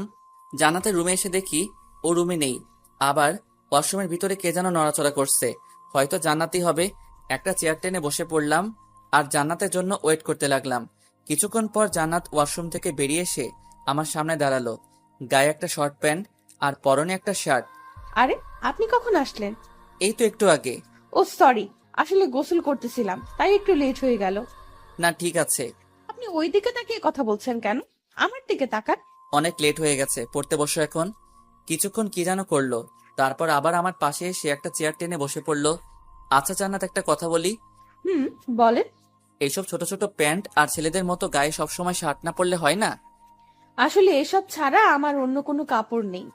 ইসলামে নারীদের জন্য পর্দা ফরজ করা হয়েছে। এখন তুমি যদি মুসলিম হয়ে বিধর্মীদের মতো চলাফেরা করো, তাহলে কি কেউ বলবে যে তুমি মুসলিম পরিবারের মেয়ে? নিশ্চুপ, শুধু মাথা নিচু করে বসে আছে। আচ্ছা বাদ দাও, এখন পড়ো। গতকালের পড়া জান্নাতকে আবার দেখতে বললাম। হঠাৎ মনে হলো আইডির কথা। ওকে জিজ্ঞেস করে দেখি ও ডিঅ্যাক্টিভেট করেছিল কিনা। আচ্ছা, তুমি আমার ফেবু আইডি ডিঅ্যাক্টিভেট করেছিলে কেন? আপনার আইডিতে অনেক ময়লা জমেছিল, তাই আইডিটা ডিএক্টিভেট করে রেখেছিলাম। কি? আইডিতে আবার ময়লা জমে? মুগ্ধ নয়নে তামিমের দিকে তাকিয়ে ওর হাসিটা দেখে যাচ্ছে। কি হলো, এইভাবে তাকিয়ে আছো কেন? আপনার হাসিটা না খুব সুন্দর। বুঝেছি, এই মেয়ের মাথায় আবার ভূত চড়ে বসেছে। এখন একটু সিরিয়াস হয়ে কথা বলতে হবে। আমার আইডিটা ডিঅ্যাক্টিভেট করেছিলে কেন বলো? বললাম তো ময়লা জমেছিল তাই। আপনি আবার আইডি অ্যাক্টিভেট করেছেন নাকি? করে থাকলেও আবার আমি ডিঅ্যাক্টিভেট করে ফেলবো। আর হ্যাঁ, এই আইডি আর ইউজ করবেন না, নতুন একটা আইডি খুলবেন, ওকে? কেন এই আইডি ইউজ করবো না? আর নতুন আইডি বা কেন খুলবো? কেন, মেয়েদের সাথে লুতুপুতু করতে ভালো লাগে তাই না? ওই আইডিতে তো অনেক মেয়ে, ওরা আপনাকে এত মেসেজ দেয় কেন? আমি কি করে জানবো? আর তাছাড়া আমি তো কোনো মেয়ের সাথে তেমন কথাও বলি না। বলবেনও না। আর এই আইডিটা ভুলেও অ্যাক্টিভেট করবেন না, করলে আপনার খবর আছে। এই, তুমি আমার ছাত্রী হয়ে আমাকে হুমকি দিচ্ছ? হ্যাঁ, সেটাই মনে করেন, তবে আমার কথা অমান্য করলে এর শাস্তি অনেক ভয়ঙ্কর হবে। এ কেমন মেয়ে রে ভাই, ছাত্রী হয়ে স্যারকে হুমকি দেয়? গতকালের পড়া শিখেছো? হুম। বাহ, এই প্রথম তুমি কোনো পড়া শিখলে। Very good. আচ্ছা, আজকে কি পড়াবো বলো? এই চ্যাপ্টারের কয়েকটা প্রশ্ন বুঝতেছি না। ওকে দেখো, আমি বুঝিয়ে দিচ্ছি। ওকে কিছুক্ষণ বুঝিয়ে দিয়ে জিজ্ঞেস করলাম বুঝেছে কিনা। সেও সাথে সাথে হ্যাঁ বুঝেছি বলে দিল। অবাক হচ্ছি, আজ হঠাৎ জান্নাত সবকিছু একবারে বুঝে ফেলতেছে কিভাবে। তারপর জান্নাতকে আরো কিছুক্ষণ পড়িয়ে কালকের জন্য কিছু পড়া দিয়ে আজকের মতো ছুটি দিয়ে দিলাম। জান্নাতের বাসা থেকে বের হয়ে আসতেই যাব এমন সময় বাড়ির বাগান থেকে কে যেন আমায় ডাক দিল। চারপাশে তাকিয়ে দেখি রাসেল ভাই কি যেন করছেন আর আমায় ইশারায় ওনার কাছে ডাকছেন। আল্লাহ, উনি আমায় ডাকছেন কেন? গতকাল জান্নাত আমার নামে রাসেল ভাইকে কিছু বলেনি তো? কথাগুলো ভাবছি আর ভয়ে ভয়ে সামনের দিকে এগোচ্ছি। জি ভাইয়া, আমায় ডাকছেন? জান্নাতের পড়া কেমন চলছে? জি ভালোই। আর জান্নাত পড়ায় অনেক ভালো, একবার কিছু বুঝিয়ে দিলে সেটা সহজেই বুঝে ফেলে। একটু পাম দিচ্ছি আর কি। শুনেন স্যার, আমার বোনটাকে কখনো ধমকাবেন না। সে যাই করুক না কেন, ছোট থেকে মা হারিয়ে বড় হয়েছে আমার বোনটা। আজ পর্যন্ত কখনো ওর মায়ের অভাব বুঝতে দেয়নি। আশা করি আপনি এমন কিছু করবেন না যাতে আপনার প্রতি আমার... না না ভাইয়া, আপনি চিন্তা করবেন না, আমি কখনো জান্নাতকে ধমকাবো না। আপনি যেভাবে বলছেন আমি তাকে সেভাবেই পড়াই। কথাগুলো বলে উপরের দিকে তাকাতেই দেখি জান্নাত ওর বারান্দায় দাঁড়িয়ে আছে। আমি ওর দিকে তাকিয়েছি, এটা দেখে সে উপর থেকে আমায় একটা ফ্লাইং কিস করলো। কি মেরে ভাই, নিচে তার ভাই দাঁড়িয়ে আছে, অথচ সে এইসবে না তাকিয়ে চিচি। স্যার, আপনি কিছু ভাবছেন? হ্যাঁ, না মানে কিছু না। আমি তাহলে বাসায় যাই। ওকে, যান। আর ওইখানে দাঁড়িয়ে না থেকে ওদের বাসা থেকে বেরিয়ে সোজা আমাদের বাসায় চলে আসলাম। রাতের খাবার খেয়ে শুয়ে আছি, এমন সময় ফোনে জান্নাতের কল আসলো। প্রথমবার রিং হতে হতে কেটে গেল, দ্বিতীয়বার ফোন আসলে ইচ্ছে করে কেটে দেই, কারণ এই মেয়ের সাথে কথা বলার কোনো ইচ্ছাই নেই আমার। এইভাবে কয়েকবার কল কেটে দেওয়ার পর কিছুক্ষণ পর জান্নাতের নাম্বার থেকে ফোনে একটা মেসেজ আসলো। মেসেজটা ছিল এরকম: শেষবারের মতো কল দিব, যদি না ধরেন তাহলে কাল ভার্সিটিতে আসার আগেই হসপিটালের বেডে শুতে হবে। জান্নাতের এরকম মেসেজ দেখে একটু ভয় পেলাম, যেমন মেয়ে বলা যায় না, সত্যি সত্যি কিছু করে ফেলতে পারে। আবার ওর নাম্বার থেকে কল আসলো, এবার সাথে সাথে রিসিভ করলাম। এখন কল ধরলেন কেন? কিসের জন্য কল দিয়েছো বলো? প্রেম করার জন্য গো। দেখো, ঢং করবা না, যা বলা তাড়াতাড়ি বলে ফেলো। আমি ঘুমাবো, কাল আবার ভার্সিটি আছে। আমি ঢং করি তাই না? ওকে যান, কিছু বললাম না, আপনি ঘুমান। তবে তার আগে আমায় একটা দেন। এসব ইয়েটিয়ে আমি বুঝি না, যা বলার ভালো করে বলো। ওকে, একটা পাপ্পি দেন। পারবো না, ফোন রাখো বলছি। রাগ দেখিয়ে লাভ হবে না। আপনি ভালো করে জানেন আমার উপর রাগারাগি করেছেন, এটা ভাইয়া জানতে পারলে আপনার সাথে কি কি হতে পারে। সো কোনো কথা না বলে যেটা চেয়েছি সেটা দিয়ে দেন। রাগারাগির কারণটা যদি তোমার ভাইয়া জানতে পারে, তাহলে উনি আমায় কিছু করবেন না। করবেন, অনেক কিছু করবেন। কারণ রাগারাগির বিষয়টা আমি অন্যভাবে নিয়ে যাব, মানে ভাইয়াকে একটু মিথ্যা বলবো আর কি। প্লিজ ফোনটা রাখো, আমি ঘুমাবো। যেটা চেয়েছি সেটা দিয়ে দেন, আমি ফোন রেখে দিব। এছাড়া আর কোনো লাভ হবে না। বুঝেছি, এই মেয়ে পিছু ছাড়বে না, তাই বাধ্য হয়ে কোনো রকমে ইনিয়ে বিনিয়ে ইয়েটা দিতে হলো আর কি। লুচ্চা ভাইবেন না আবার আমাকে, চিপাই পইরা দিছি, ইচ্ছা করে তো আর দেই নাই। তারপর জান্নাত ফোনটা কেটে দিল, আর আমিও শান্তিতে বিছানায় গাটা এলিয়ে দিয়ে শুয়ে পড়লাম। পরের দিন ভার্সিটিতে এসে ক্লাসে বসে সবাইকে ক্লাস করাচ্ছি। ভুল করে একবার জান্নাতের দিকে তাকাতেই সে আমায় চোখ টিপ মেরে মিটমিট করে হাসতে লাগলো। লজ্জায় আর ওর দিকে তাকালাম না। ক্লাসটা করিয়ে অন্য আরেকটা ক্লাসে চলে এলাম। একে একে সব ক্লাস করিয়ে ভার্সিটিও ছুটি হয়ে গেল। বাসায় যাওয়ার জন্য ভার্সিটি থেকে বের হতেই কোথা থেকে জানি নীলা ম্যাডাম একটা রিক্সা নিয়ে আমার সামনে এসে দাঁড়ালেন। বাসায় যাচ্ছেন মনে হয়, আসেন আমার সাথে, আপনাকে আপনার বাসায় নামিয়ে দিয়ে যাই। না থাক, আমি হেঁটে যেতে পারবো, আপনি চলে যান। তা বললে তো হবে না। আমি আপনাকে একা রেখে চলে যাব কিভাবে? আসেন আমার সাথে বলছি। বলেই আমার হাত ধরে টেনে রিক্সায় উঠিয়ে নিলেন। কিছু বলতে গিয়েও পারলাম না, যদি উনি আবার মাইন্ড করেন। এদিকে উনি বারবার আমার দিকে হেলে দুলে পড়ছেন, আর আমি ততই চেপে বসার চেষ্টা করছি। কিছুক্ষণ পর, চাচা রিক্সা থামান। কেন, কি হয়েছে? আমার বাসার সামনেই, একটু হাঁটলে পৌঁছে যাব, আপনি চলে যান। আর চাচা এই নিন রিক্সা ভাড়া। আরে ভাড়া দিতে হবে না, আমি দিয়ে দেব। না, আপনি মেয়ে মানুষ হয়ে একজন পুরুষের ভাড়া দিবেন, এটা কেমন দেখায়? একটা মুচকি হাসি দিয়ে চলে গেলেন। আমিও আর দাঁড়িয়ে না থেকে সোজা বাসায় চলে আসলাম। বাসায় এসে হাত মুখ ধুয়ে দুপুরের খাবার খেয়ে নিলাম। সন্ধ্যাবেলা জান্নাতকে পড়ানোর জন্য ওর বাসায় চলে এলাম।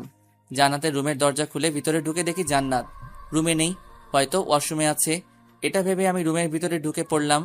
সাথে সাথে রুমের দরজা ঠাস করে বন্ধ হয়ে গেল। পিছনে তাকাতেই কে যেন আমার হাত টেনে ধরে দরজার সাথে চেপে ধরলো। সে আর কেউ না, জান্নাত। এই কি করছো? ছাড়ো আমায়। কেন এখন ছাড়বো কেন? অন্যদের সাথে তো ভালোই ঘেঁষাঘেঁষি করতে পারেন। মানে আমি আবার কি করলাম? এখন সাধু সাজা হচ্ছে, তাই না? আরে কি আবল তাবল বকছো? আমি করেছিটা কি সেটা তো বলবা নাকি? কেন, গতকাল যে নীলা ম্যাডামের সাথে এক রিকশায় বাসায় গেলেন মনে নেই? খুব মজা হয়েছিল গতকাল, তাই না? এই রে, জান্নাত এসব জানলো কি করে? তাহলে কি নীলা ম্যাডামের রিক্সায় ওঠার সময় জান্নাত আমাকে দেখে ফেলেছিল? না মানে আসলে আমি তো... হ্যাঁ, এখন এটাই তো বলবেন যে আমি ইচ্ছে করে রিকশায় উঠিনি, উনি জোর করে আমায় তুলেছেন, তাই তো? তার মানে তুমি সব দেখেছো, আর আমার কি দোষ বলো? উনি তো আমায়... চুপ করেন, লজ্জা করে না নিজের বয়সে বড় মেয়েদের সাথে লুতুপুতু করতে? তুমি কিন্তু বেশি করে ফেলছো। ছাত্রী হয়ে স্যারকে ধমক দিচ্ছ, আর আমি ওনার সাথে লুতুপুতু কেন করব? হ্যাঁ, 100 বার ধমক দিব, কি করবেন আপনি? হ্যাঁ, আর আপনাকে আমার ভালো করে চেনা আছে। শোনেন, আগেও একবার মাফ করেছি, বাট এখন কোনো মাফ নেই। আমার কথা যেহেতু অমান্য করেছেন, তাহলে এর শাস্তি আপনাকে পেতেই হবে। এই আমি তোমার এমন কি ক্ষতি করেছি সব সময় আমার পিছনে পড়ে থাকো? আমি কি ওনার সাথে ইচ্ছাকৃতভাবে কখনো কথা বলতেছি বলো? এত কিছুর উত্তর আমি দিতে পারবো না। এখন আপনাকে আমার কথা অমান্য করার জন্য শাস্তি পেতে হবে। কি শাস্তি? বেশি কিছু না, শুধু আমায় একবার জড়িয়ে ধরবেন আর 5 মিনিট লিপ কিস করবেন। কি পাগল নাকি তুমি? হ্যাঁ, স্যারকে এইসব কিভাবে? ছি ছি, আমার বলতেও লজ্জা করছে। চিন্তা করবেন না, বিয়ের পর আপনার সব লজ্জা ভেঙে দিব। এখন যা যা বলেছি তা করেন। অসম্ভব, আমি এইসব কিছুতেই করব না। আর আমি আজকেই আঙ্কেলকে তোমার বিষয় সব বলে দিব, তারপর তোমাকে পড়ানো বাদ দিয়ে দিব। সাথে সাথে আমার কলারটা চেপে ধরে আমার মুখের কাছে ওর মুখ নিয়ে আসলো আর বলল, এইসবের কিছু করলে খুন করে ফেলবো কিন্তু। আর আমি যা বলেছি এখন যদি তা না করেন, তাহলে আমি চিৎকার করে ভাইয়াকে ডাকবো। তারপর ভাইয়া এসে আপনার কি হাল করবে ভাবতেও পারবেন না। ওর কথা শুনে ভয় ঢোক গিলতে লাগলাম। কি করব না ভেবে পাচ্ছি না। আমাকে ছেড়ে দাও প্লিজ, আমি তো তোমার কোনো ক্ষতি করিনি, তাহলে কেন আমার সাথে এমন করছো? মা বাবার একটা মাত্র সন্তান আমি, আমার কিছু হয়ে গেলে ওরা কাকে নিয়ে বাঁচবে বলো? প্লিজ আমায় শেষবারের মতো মাফ করে দাও। আর আমায় ছেড়ে দাও প্লিজ। ছেড়ে দিলে তো হবে না সোনা, অপরাধ যেহেতু করেছো এর শাস্তি তো পেতেই হবে, তাই না? আমাদের মধ্যে শুধু স্যার ছাত্রীর সম্পর্ক, এছাড়া আর কিছু না। আমাদের মধ্যে ওইসব হবে না। এটা ঠিক না, কেন বুঝতেছো না তুমি? আমি এত কিছু বুঝতে চাই না, আপনি আমার দেওয়া শাস্তিটা পূরণ করবেন কি না বলেন। আরে তুমি কেন বুঝতে পারছো না? ওই, তুই কিস করবি নাকি আমি কিছু করব? করবো না, যা করার করো। ওকে। বলে আমার শার্টের কলার চেপে ধরে আমার ঠোঁটের সাথে তার ঠোঁট এক করে দিল। নিজেকে ছাড়ানোর অনেক চেষ্টা করছি, কিন্তু ওর শক্তির সাথে আমি কিছুতেই পেরে উঠতে পারছি না। এদিকে আমার ঠোঁটের উপর অত্যাচারটা আরো বেড়ে গেল। আমার ঠোঁটগুলোতে জান্নাত বারবার কামড় দিচ্ছে। যত নড়চড়া করছি ততই জোরে কামড় মারছে। কিছুক্ষণ পর জান্নাত আমার ডান হাতটা নিয়ে ওর কোমরে চেপে ধরলো। সাথে সাথে আমি নিজের হাতটা ছাড়িয়ে নিলাম আর জান্নাতকে জোরে একটা ধাক্কা মেরে দূরে ফেলে দিলাম।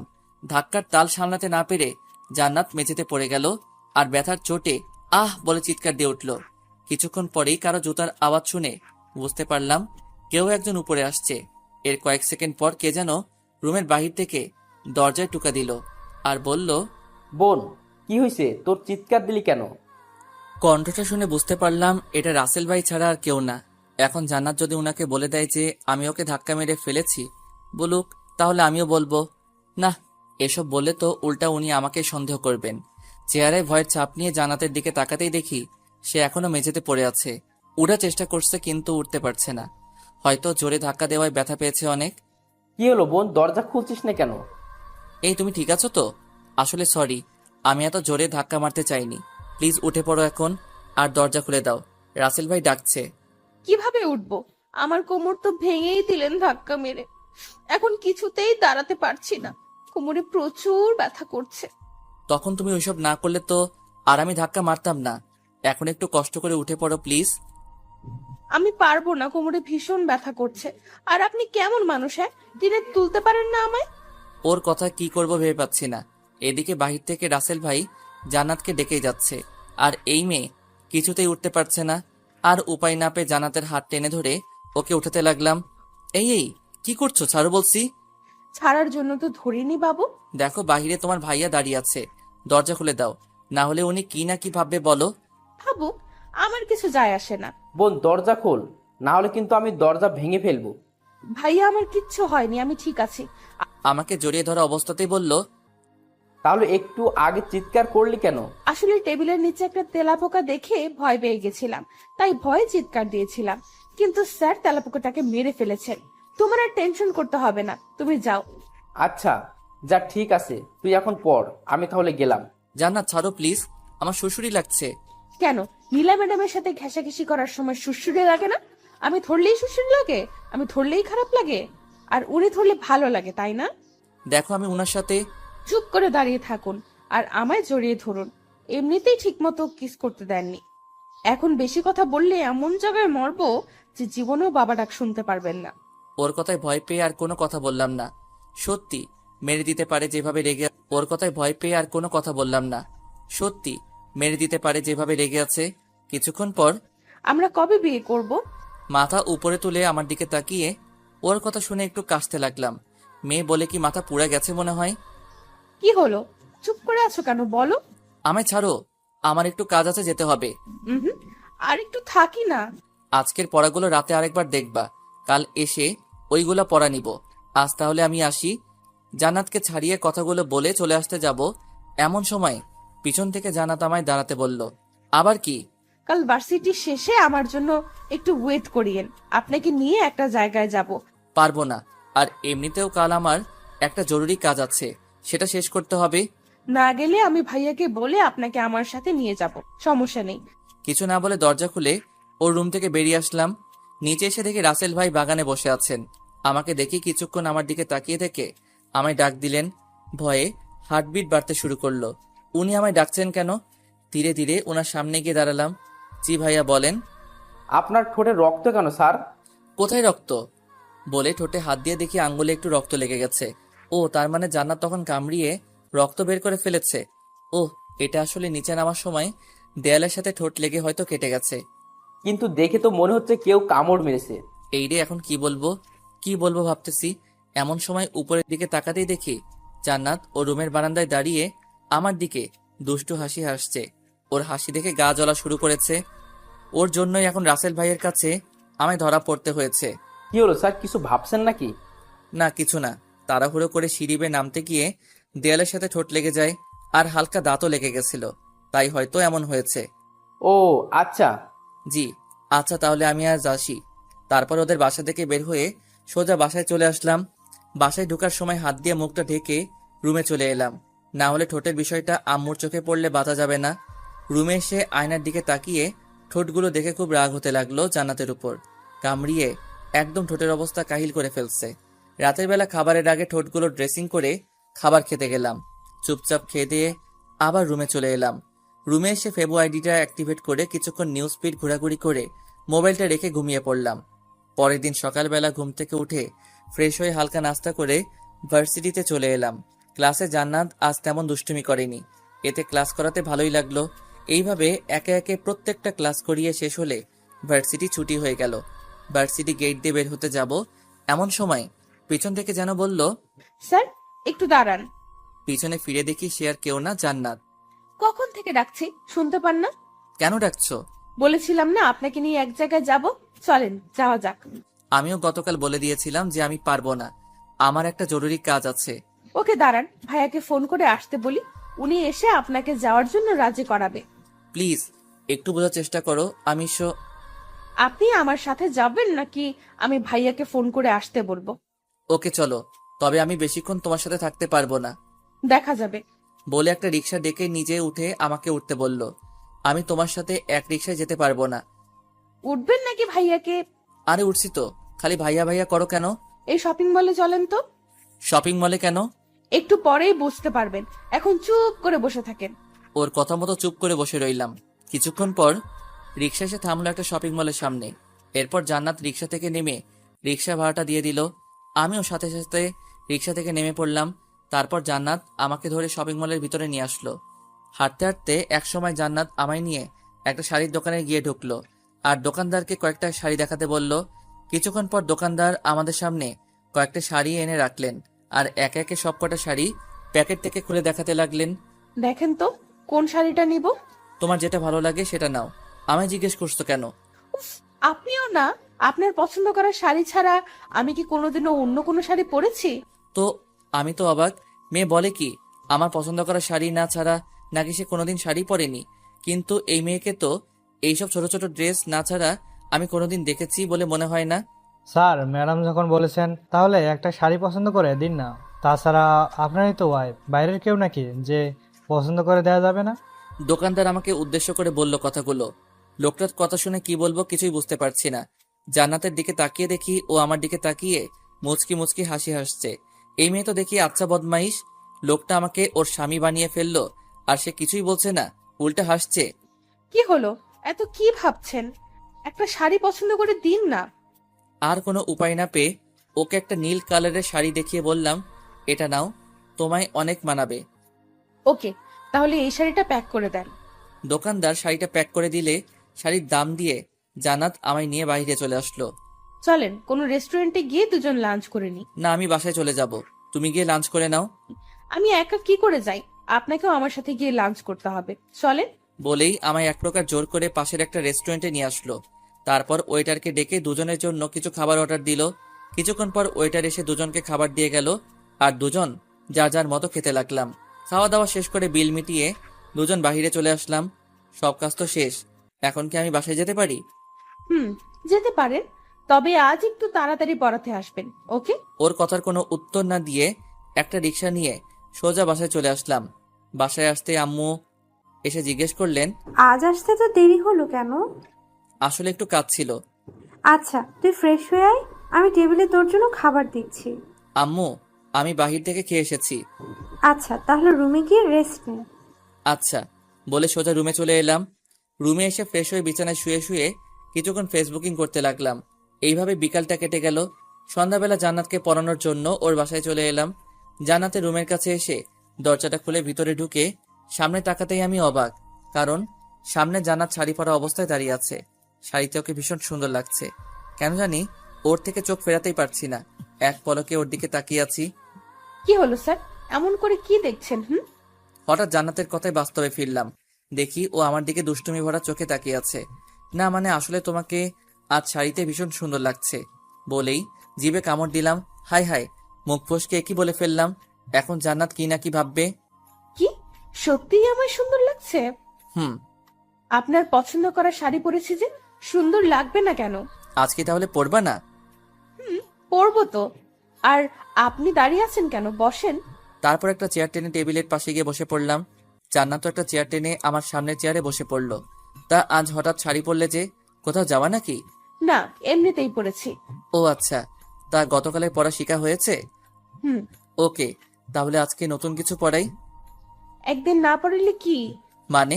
মানে আজকে পরবো না। পড়বা না যখন তাহলে আগে বললেই তো হতো, আমি আর আসতাম না। ওকে, তাহলে আমি চলে যাই। না, আপনি কোথাও যেতে পারবেন না। তাহলে কি করব? বসা থেকে উঠে এসেই আমার কোলে বসে পড়লো আর বলল, কেন? আমার সাথে আজ গল্প করবে? এটা কেমন অসভ্যতা? গল্প করবে যখন তাহলে আমার কোলে বসেছো কেন? কেন? আর কোথাও বসার জায়গা আছে নাকি? কেন, বসার জন্য চেয়ার নেই? চেয়ারে গিয়ে বসো আর আমার কোল থেকে নামো। নামবো না। কি করবেন আপনি? দেখো, তুমি কিন্তু বেশি বাড়াবাড়ি করে ফেলছো। কোথায় বাড়াবাড়ি করলাম? কোল থেকে নামো বলছি। কেন? আমায় আপনার ভালো লাগে না? দেখো, তুমি আমার ছাত্রী, আমি কখনো তোমায় ওই নজরে দেখিনি। তো কি হয়েছে, এখন থেকে দেখবেন। বলেই আমার ডান হাতটা নিয়ে ওর কোমরের মধ্যে চেপে ধরলো। এবার রাগটা আর ধরে রাখতে পারলাম না। জান্নাতকে কোল থেকে উঠিয়ে ওর গালে ঠাস করে একটা চর মেরে দিলাম। চর খেয়ে জান্নাত গালে হাত দিয়ে আমার দিকে ছলো ছলো চোখে তাকিয়ে রইল।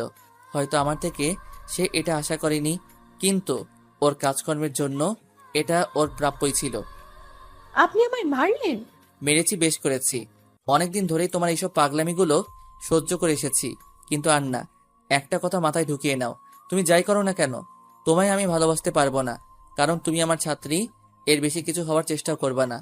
কথাগুলো বলেই জান্নাতের রুম থেকে বেরিয়ে আসলাম। সিঁড়ি বেয়ে নিচে নামতেই দেখি আঙ্কেল সোফায় বসে আছেন। আমাকে নিচে নামতে দেখে জিজ্ঞেস করলেন, কি হলো বাবা, আজ এত তাড়াতাড়ি চলে যাচ্ছ যে? জান্নাতকে পড়াবো না? আসলে আঙ্কেল, আমার শরীরটা আজ বেশি ভালো না, তাই বাসায় চলে যাচ্ছি। শরীর খারাপ থাকলে পড়াতে আসলে কেন? ফোন করে বলে দিতেই পারতে যে আজ পড়াতে আসবে না। না মানে এদিক দিয়ে যাচ্ছিলাম, তাই ভাবলাম আর ফোন করার কি দরকার, বাসায় এসেই বলে যাই। আচ্ছা, তাহলে তুমি বাসায় যাও আর গিয়ে রেস্ট নাও। আচ্ছা, তাহলে আমি আজ আসি। তারপর জান্নাতের বাসা থেকে বের হয়ে সোজা আমাদের বাসায় চলে আসলাম।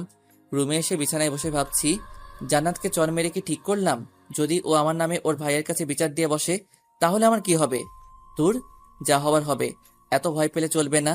আর চরটা ওর প্রাপ্যই ছিল। দিন দিন ওর পাগলামিগুলো না হলে আরো বেড়ে যাবে। পারলে ওকে পড়ানোয় ছেড়ে দিব। ওই দিনের মতো রাতের খাবারটা খেয়ে রুমে এসে ঘুমিয়ে পড়লাম। পরের দিন সকালবেলা ঘুম থেকে উঠে ফ্রেশ হয়ে ভার্সিটিতে চলে এলাম। ক্লাসে বসে আছি, কিন্তু একজনকে আজ ক্লাসে দেখছি না। সে হলো জান্নাত। মেয়েটা হয়তো আজ ভার্সিটিতে আসেনি। কেন আসেনি এটাও আজ করতে পেরেছি। হয়তো গতকাল চরমারায় আজ রাগ করে ভার্সিটিতে আসেনি। না আসলে নাই, তাতে আমার কি। একের পর এক ক্লাস করাতে লাগলাম, কিন্তু আজ কিছুই ভালো লাগছে না। বারবার শুধু জান্নাতের দুষ্টুমিগুলো চোখের সামনে ভেসে উঠছে। ভার্সিটি ছুটি হলে বাসায় চলে আসলাম। রুমে এসে ফ্রেশ হয়ে খাওয়া দাওয়া করে রুমে এসে কিছুক্ষণ ঘুমিয়ে পড়লাম। বিকেলবেলা ঘুম থেকে উঠে মসজিদে গিয়ে নামাজ পড়ে কিছুক্ষণ বাইরে হাঁটাহাঁটি করে বন্ধুদের আড্ডায় চলে আসলাম। আজকে জান্নাতকে পড়াতে যাব না, তাই বন্ধুদের আড্ডায় এসে ওদের সাথে কিছুক্ষণ জমি আড্ডা দিলাম। অনেক দিন পর ওদের সাথে দেখা, তাই সহজে ছাড়তে চাইনি। অবশেষে অনেক জোরাজোরি করে ওদের থেকে বিদায় নিয়ে বাসায় চলে আসলাম। এইভাবে দিনটা কেটে গেল। পরের দিন ভার্সিটিতে গিয়ে ক্লাসে বসে আছি, কিন্তু জান্নাতকে আজও ক্লাসে দেখতে না পেয়ে কেন যেন মনটা খারাপ হয়ে গেল। গেলাম, একে একে সব ক্লাস শেষ হলে ভার্সিটিও ছুটি হয়ে গেল। ক্লাস থেকে বের হতে যাব, এমন সময় দেখি নীলা ম্যাডাম ভার্সিটির বারান্দায় দাঁড়িয়ে আছেন। মনে হয় কারো জন্য ওয়েট করছেন। আমি সেদিকে না তাকিয়ে চলে আসতে যাব, এমন সময় নীলা ম্যাডাম আমায় দেখতে পেয়ে ডাক দিয়ে দাঁড়াতে বললেন। এরপর আমার সামনে এসে দাঁড়িয়ে বললেন, চলো, তোমার সাথে আমার কিছু কথা আছে। বলেই আমার হাত ধরে ভার্সিটির পিছনে নিয়ে আসলেন। ভার্সিটির পিছনে এসে আমার সামনে দাঁড়িয়ে আমায় একটা ফুল দিয়ে উনি হুট করে প্রপোজ করে বসলেন। ওনার এমন কাজে আমি অনেকটা চমকে উঠলাম। কি বলবো ভেবে পাচ্ছি না। চুপ করে থাকলে হবে না, আমার প্রপোজের উত্তর চাই। মাফ করবেন প্লিজ, কারণ আমার আব্বু অনেক আগে থেকেই একজনের সাথে আমার বিয়ে ঠিক করে রেখেছেন। কার সাথে? নাম কি ওই মেয়েটার? এইসবের কিছুই আমি জানি না। শুধু এটাই জানি আব্বু ওনার এক বন্ধুর মেয়ের সাথে অনেক আগে থেকেই আমার বিয়ে ঠিক করে রেখেছেন। আমি সত্যি তোমায় ভালোবেসে ফেলেছি। প্লিজ তুমি আমায় বিয়ে করে নাও, কথা দিচ্ছি কখনো তোমায় কষ্ট দিব না। সরি, আমি আমার আব্বুর অমতে আপনাকে বিয়ে করতে পারবো না। আর তাছাড়াও বয়সে আপনি আমার অনেক বড় হবেন। আপনাকে কিভাবে আমি বিয়ে করি বলেন? বয়সে বড় বলে কি আমায় বিয়ে করা যাবে না? তা নয়, কিন্তু আব্বু যে একজনের সাথে আমার বিয়ে ঠিক করে রেখেছেন তার কি হবে? ওকে ফাইন, তোমার আব্বু যদি বলেন তাহলে তুমি আমায় বিয়ে করবে তো? সেটা কখনো হবে না ম্যাডাম, শুধু শুধু কষ্ট পাবেন না প্লিজ।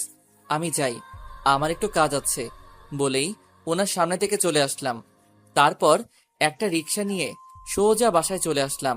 বাসায় এসে ফ্রেশ হয়ে খাওয়া দাওয়া করে রুমে এসে ভাবতে লাগলাম নীলা ম্যাডামের ঘটনাটা।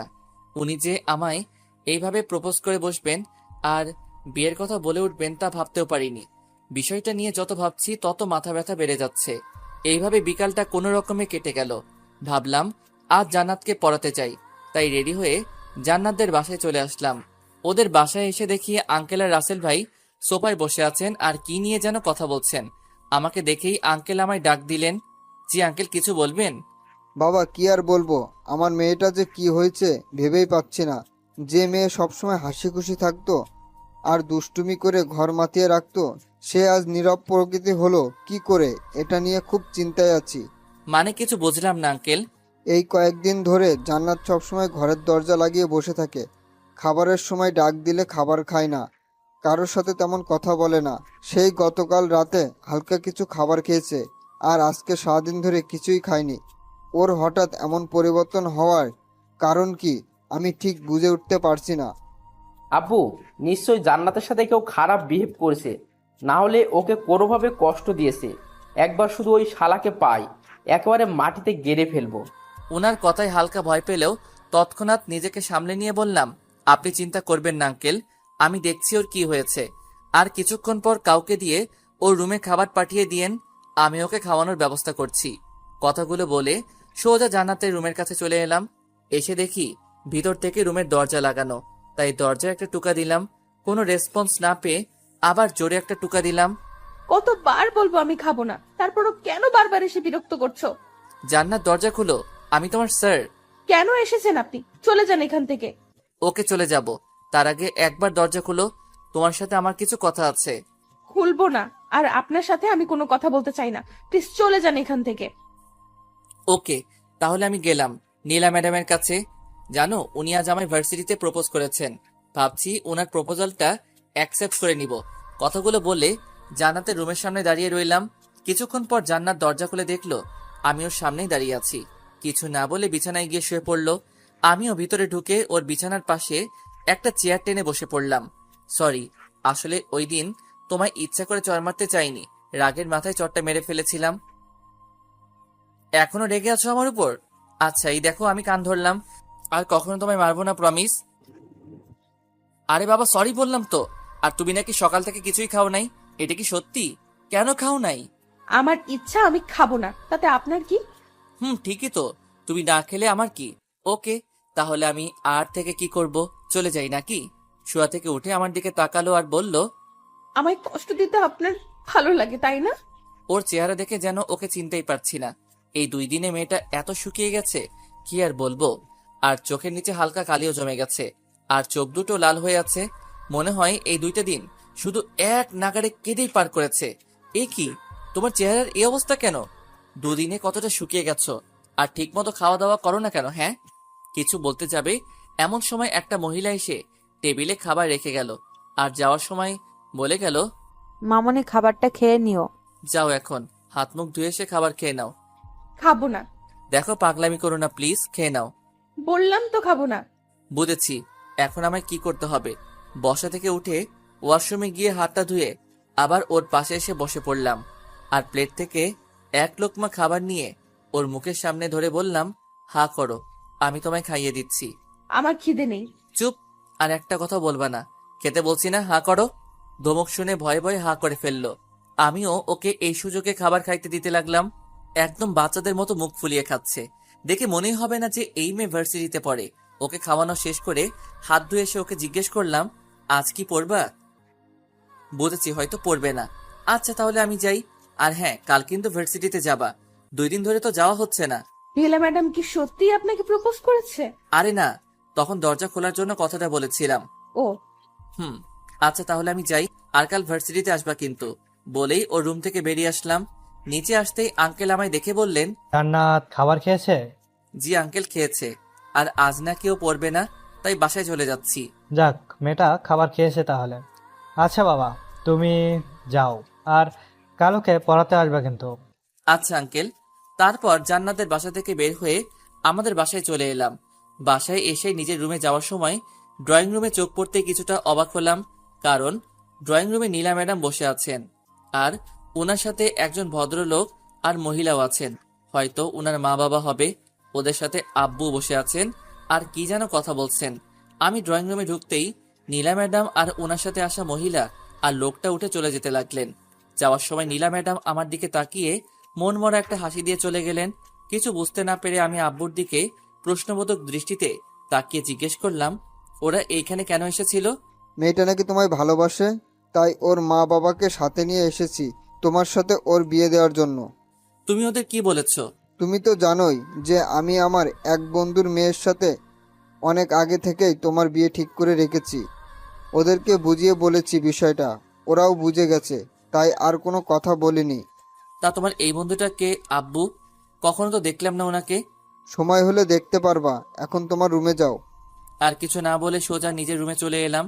আব্বুর সব বন্ধুকে আমি কম বেশি চিনি, কিন্তু আমার জানা মতে ওদের কোনো মেয়ে নেই যার বিয়ের বয়স হয়েছে। তাহলে ওনার ওই বন্ধুটা কে হতে পারে? ওই দিনের মতো রাতের খাবারটা খেয়ে রুমে এসে ঘুমিয়ে পড়লাম। পরের দিন সকালবেলা ঘুম থেকে উঠে ভার্সিটিতে চলে এলাম। ক্লাসে দেখি আজ জান্নাতও ক্লাসে উপস্থিত আছে। ওকে দেখে খুব খুশি হলাম, জানি না কেন। ক্লাস করানোর সময় জান্নাত চুপ করে মনোযোগ সহকারে ক্লাস করছিল। জান্নাতের এমন পরিবর্তন দেখে খুব ভালো লাগলো। কিছুক্ষণ পর বেল বেজে উঠলে সবাইকে কিছু পড়া দিয়ে অন্য ক্লাসে চলে গেলাম। এইভাবে দিনটা কেটে গেল। ভার্সিটি থেকে বাসায় এসে খেয়ে দিয়ে রুমে এসে কিছুক্ষণ রেস্ট নিলাম। দেখতে দেখতে বিকেল হয়ে আসলো, তাই জান্নাতকে পড়ানোর জন্য ওদের বাসায় চলে আসলাম। জান্নাতের রুমে এসে দেখি ও একটা বই নিয়ে টেবিলে বসে বসে পড়ছে। যাকে কোনোদিন ঠিকমতো পড়তে দেখলাম না, সেই আজ এত মনোযোগ দিয়ে পড়ছে। অবাক না হয়ে আর পারা গেল না। তারপর ওর কাছে গিয়ে জিজ্ঞেস করলাম, কি করছো? ক্লাসের পড়াটা ঠিক বুঝতে পারছি না, সেটাই দেখছি। কই, কোনটা বুঝো নাই, দেখাও তো। এই যে এটা। তারপর ওকে ওই পড়াটা বুঝিয়ে দিলাম, কিন্তু আশ্চর্যের ব্যাপার, ওকে বোঝাতে আজ এত কষ্ট লাগে কি কারণ? ও একেবারে বুঝে ফেলেছে। ওর এমন পরিবর্তনে আমি অবাকের উপর অবাক হচ্ছি। ওই দিনের মতো জান্নাতকে পড়িয়ে বাসায় চলে আসলাম। এইভাবে কাটতে লাগলো আমাদের দিনকাল। দেখতে দেখতে কেটে গেল কয়েকটা মাস। এই কয়েক মাসে জান্নাত একেবারে বদলে গেছে। আগের মতো আর আমার সাথে দুষ্টুমি করে না। কোনো কিছু বললে ওর ভাইয়ের নামে ভয় দেখায় না। সবসময় পড়াশোনা নিয়ে পড়ে থাকে। ক্লাসেও এখন মনোযোগ দিয়ে ক্লাস করে। জান্নাতের এমন পরিবর্তনে আমি অনেকটা খুশি হয়েছি, কিন্তু ওর দুষ্টুমিগুলো এখন খুব মিস করছি। হয়তো আমিও এই কয় মাসে ওর মায়ায় পড়ে গেছি। আর হ্যাঁ, আরেকটা কথা, এর মধ্যে জান্নাতের প্রথম বর্ষের পরীক্ষাও হয়ে গেছে, আর জান্নাত ক্লাসের মধ্যে প্রথম স্থান অর্জন করেছে। নীলা ম্যাডামও এখন আমার সাথে তেমন কথা বলেন না। দেখা হলে মাঝে মধ্যে শুধু ভালো মন্দ জিজ্ঞেস করেন, এই আর কি। সবকিছুর মধ্যে দিয়ে ভালোই চলছিল দিনকাল। তারপর হঠাৎ একদিন রাতের বেলা টেবিলে বসে সবাই মিলে খাবার খাচ্ছি, এমন সময় আব্বু বললেন, তোমাকে তো আগে থেকেই বলে রাখা হয়েছে যে আমার বন্ধুর মেয়ের সাথে তোমার বিয়ে ঠিক করে রেখেছি আমি। এখন আমি চাচ্ছি তোমার বিয়ে দিয়ে বাড়িতে নতুন বৌমা আনতে। এত তাড়াতাড়ি বিয়েটা না দিলে হয় না?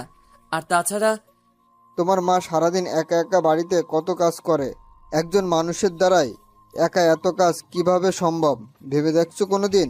আর তাছাড়া আজ তুমি ভার্সিটিতে থাকাকালীন আমি বাসায় এসে দেখি তোমার আম্মুর শরীরটা বেশি ভালো না। শেষে ডাক্তার আনিয়ে জানতে পারলাম তোমার আম্মু প্রেশার লো হয়ে পড়েছিল। ডাক্তার কিছু ওষুধ লিখে দিয়েছে আর বলে গেছে বেশি কাজ না করতে। এখন এই পরিস্থিতিতে কি করা যায় তুমিই বলো? তাহলে একটা কাজের মেয়ে রেখে দিলেই তো হয়, সারাদিন আম্মুর সাথে কাজ করবে। আর কাজের মেয়ে রাখা গেলে অনেক আগেই রেখে দিতাম, কিন্তু বাইরের মানুষ কি কখনো এই বাড়িকে নিজের মতো করে দেখবে? তাই আমি চাচ্ছি তোমার বিয়ে দিয়ে বাড়িতে নতুন বৌমা আনতে। তাহলে তোমার আম্মুর কাজের কষ্টটা একটু কম হবে। কিন্তু কোনো কিন্তু টিন্তু শুনতে চাচ্ছি না। আমি যার সাথে তোমার বিয়ে ঠিক করে রেখেছি তাকে তোমার বিয়ে করতে হবে। অন্য কাউকে বিয়ে করার কথা বললে আমরা তাকে মেনে নিব না। কিন্তু যার সাথে আমার বিয়ে হবে সে কে? তাকে তো কখনো দেখিনি, এমনকি চিনিও না। একজনের ব্যাপারে না জেনে শুনে তাকে বিয়ে করে ফেলবো? মেয়ে অনেক ভালো আর ভদ্র, আমার তাকে দেখা আছে, তোমাকে আর আলাদা করে দেখতে হবে না। তারপরও যদি... তুমি কিন্তু আমার মুখের উপর কথা বলা শুরু করে দিয়েছো। সরি। আর মেয়েটা ছোট থেকে মা হারা, তাই আমরা চাচ্ছি তোমার সাথে ওকে বিয়ে দিয়ে একেবারে আমাদের কাছে রেখে দিই। ওকে, তোমার যেটা ভালো মনে হয়। এখন খাও, আর কিছুদিনের মধ্যেই তোমাদের বিয়ের কাজ শেষ করে ফেলবো। আর কিছু না বলে খাওয়া শেষ করে নিজের রুমে চলে আসলাম। সত্যি বলতে এই কয়দিনে জান্নাতের প্রতি আমিও একটু দুর্বল হয়ে পড়েছি, তাই বিয়ের কথা বলায় তখন আব্বুর কথায় রাজি হতে পারিনি। কিন্তু জান্নাত তো আমার ছাত্রী, ওর সাথে আমার কিভাবে? না, এইসব আর ভেবে লাভ নেই, যা হবার হবে। পরের দিন সকালবেলা ঘুম থেকে উঠে ফ্রেশ হয়ে নাস্তা করে নিলাম, তারপর রেডি হয়ে ভার্সিটিতে চলে এলাম। জান্নাতকে আজ ভীষণ খুশি খুশি লাগছে, জানি না কেন। এমনকি মেয়েটা ক্লাসেও সারাক্ষণ খুশি খুশি ভাব নিয়েছিল। আবার পরিবর্তন ঘটলো নাকি ওর? ভার্সিটি শেষে ওই দিনের মতো বাসায় চলে আসলাম। বাসায় এসে ফ্রেশ হয়ে খাওয়া দাওয়া করে রুমে এসে কিছুক্ষণ ঘুমিয়ে পড়লাম। সন্ধ্যাবেলা ঘুম থেকে উঠে হাত মুখ ধুয়ে জান্নাতকে পড়ানোর জন্য ওর বাসায় চলে এলাম। জান্নাতের রুমে এসে দেখি জান্নাত কি যেন ভাবছে আর একা একা হাসছে। মেয়েটা পাগল হলো না তো? ধ্যান ভেঙে সামনে তাকিয়ে আমায় দেখতে পেয়ে বসা থেকে উঠে দাঁড়ালো। দাঁড়িয়েছেন কেন, বসেন। কিছু না বলে একটা চেয়ার টেনে বসে পড়লাম। জান্নাত একটা চেয়ার টেনে আমার সামনাসামনি বসে পড়লো। আচ্ছা জান্নাত, একটা কথা বলি। জি বলেন। আজ তোমায় এত খুশি খুশি লাগছে কেন?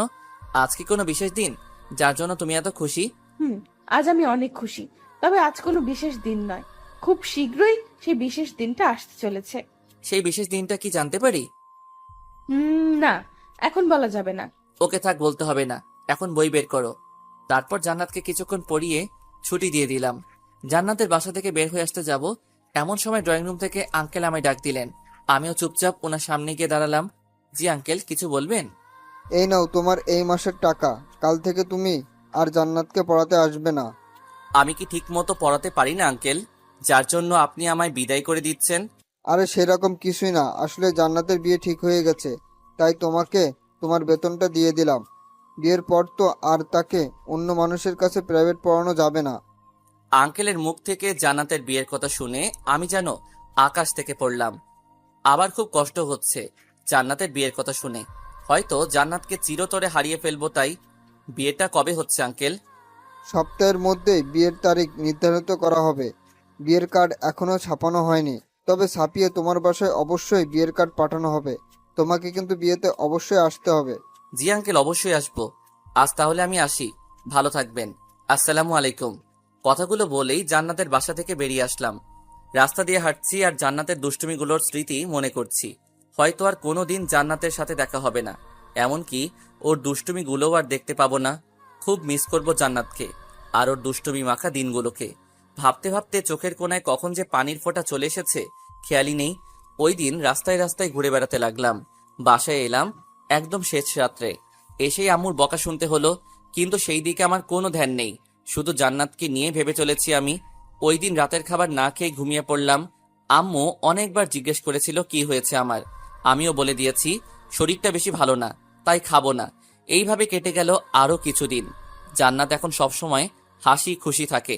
একবার ভেবেছিলাম ওকে নিজের মনের কথাটা বলে দিব, কিন্তু তার হাসি খুশি চেহারাটা দেখে তাকে আর কষ্ট দিতে মন চায়নি। ওই দিন রাতে খাবার শেষে আব্বু আমায় ডেকে বললেন 2 সপ্তাহ পর নাকি আমার বিয়ে।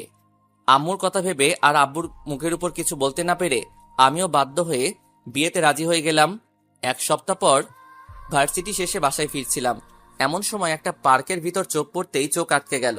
দেখলাম জান্নাত একটা ছেলের হাত ধরে পার্কে ঘুরে বেড়াচ্ছে।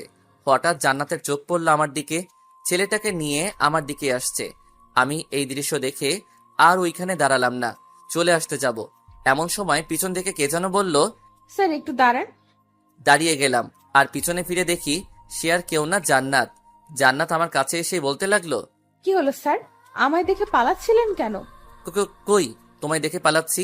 আর তুমি যে এইখানে আমি দেখিনি। একদম মিথ্যা বলবেন না, আমি দেখেছি আপনি অনেকক্ষণ ধরে এখানে দাঁড়িয়ে থেকে আমায় দেখছিলেন। না, আসলে তুমি ভুল দেখেছো। আমি তো এইমাত্র এদিক দিয়ে যাচ্ছিলাম, এমন সময় তুমি আমায় ডাক দিয়ে দাঁড়াতে বললে। হতেও পারে। তা এদিক দিয়ে কোথায় যাচ্ছেন? এই তো বাসায় যাচ্ছি। তা তুমি এখানে কি করছো? আর তোমার সাথে এই ছেলেটা কে? অনেকদিন ধরে কোথাও ঘোরা হচ্ছে না, তাই একটু ঘুরতে আসলাম আর কি। আর ওর সাথে আপনার পরিচয় করিয়ে দেই, এ হচ্ছে আমার হবু বর। আর সানি, এ হচ্ছে আমার প্রাইভেট টিচার। আগে উনিই আমায় প্রাইভেট পড়াতেন। ও, অনেক মানিয়েছে তোমরা দুজনকে। কথাটা হাসি মুখে বললেও কেন জানি মনে খুব আঘাত পেলাম। মনে হচ্ছে কেউ চুরি দিয়ে কলিজা কেটে নিয়ে যাচ্ছে। স্যার, 2 দিন পর আমার বিয়ে, আপনাকে কিন্তু বিয়েতে অবশ্যই আসতে হবে। আচ্ছা, আসবো। এখন তাহলে আমি যাই, বাসায় একটু কাজ আছে। আচ্ছা, তাহলে যান। তারপর ওইখান থেকে সোজা বাসায় চলে আসলাম। এসেই রুমে গিয়ে দরজা লাগিয়ে বিছানায় শুয়ে পড়লাম। জান্নাতকে আজ ওই ছেলেটার সাথে দেখে খুব কষ্ট লাগছে। কয়দিন পর জান্নাত অন্য কারো হয়ে যাবে হয়তো, আর তার সাথে তেমন কোনো কথা হবে না। কিছুক্ষণ পর আম্মু এসে খাওয়ার জন্য ডাকতে লাগলেন। কিছুই ভালো লাগছে না, তাই আম্মুকে বললাম, আমি বাহির থেকে খেয়ে এসেছি, তোমরা খেয়ে নাও। ওই দিনের মতো রাতে হালকা কিছু খেয়ে ঘুমিয়ে পড়লাম। পরের দিন সকালবেলা ঘুম থেকে উঠে ভার্সিটিতে চলে এলাম। আজ জান্নাতকে ক্লাসে দেখতে পেলাম না, হয়তো ভার্সিটিতে আসেনি। 2 দিন পর তার বিয়ে, ভার্সিটিতে এসে কি বা করবে। ভার্সিটি শেষে দুপুরবেলা বাসায় আসলাম।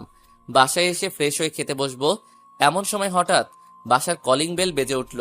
দরজা খুলে দেখি একটা কালো কোট পরা লোক দাঁড়িয়ে আছে। জি, কাকে চাই আপনার? এটা কি তামিম আহমেদের বাসা? ওনাকে একটু ডেকে দিন তো। জি, আমি তামিম আহমেদ, বলেন কি বলবেন? এই নিন স্যার, আপনার জন্য বিয়ের কার্ড পাঠিয়েছে। বিয়ের কার্ড? কার বিয়ে? আর আপনি বা কে? আমি আমজাদ সাহেবের লোক, আর এটা ওনার মেয়ে মানে জান্নাত ম্যাডামের বিয়ের কার্ড। আগামীকাল জান্নাত ম্যাডামের বিয়ে, আপনাকে স্যার আসতে বলেছেন। আচ্ছা, এখন তাহলে আমি আসি। জান্নাতের বিয়ের কার্ড? কথাটা শুনে কিছুক্ষণ চুপ করে দাঁড়িয়ে রইলাম। তাহলে বিয়েটা একেবারে ফাইনাল? আবারও খুব কষ্ট পেলাম জান্নাতের বিয়ের কথা শুনে, কিন্তু এখন আর কিছু করার নেই। সময় থাকতে সময়ের মূল্য দিলে আজ এমন দিন আসতো না। কে এসেছে রে? ভিতর থেকে আম্মু বললেন। কার্ডটা নিয়ে আম্মুর হাতে দিয়ে বললাম, আমি যে একটা ছাত্রী পড়াতাম, আগামীকাল তার বিয়ে। ছাত্রীর বাবা উনার লোক পাঠিয়ে বিয়ের কার্ড দিয়ে গেলেন। ও, ভালোই তো। তাহলে তোর বিয়েতেও তুই তোর ছাত্রীকে আর ওর বাবাকে ইনভাইট করিস? কিছু না, রুমের দিকে হাঁটা ধরলাম। কি রে, কোথায় যাচ্ছিস? খাবি না? না, খিদে নেই। এটা কেমন কথা? একটু আগেই না এসে বললি তোর খিদে পেয়েছে, আবার এখন বলছিস খিদে নেই। কি হয়েছে তোর বলতো? কই, কি হবে? কিছুই হয়নি। তাহলে খাবি না কেন? এখন ভালো লাগছে না, একটু পরে খাবো বলেই রুমে চলে এলাম। রুমে এসে বিছানায় শুয়ে পড়লাম আর ভাবতে লাগলাম, জান্নাত তো আমায় ভালোবাসে, তাহলে ও কেন আমায় ছেড়ে অন্য কাউকে বিয়ে করছে?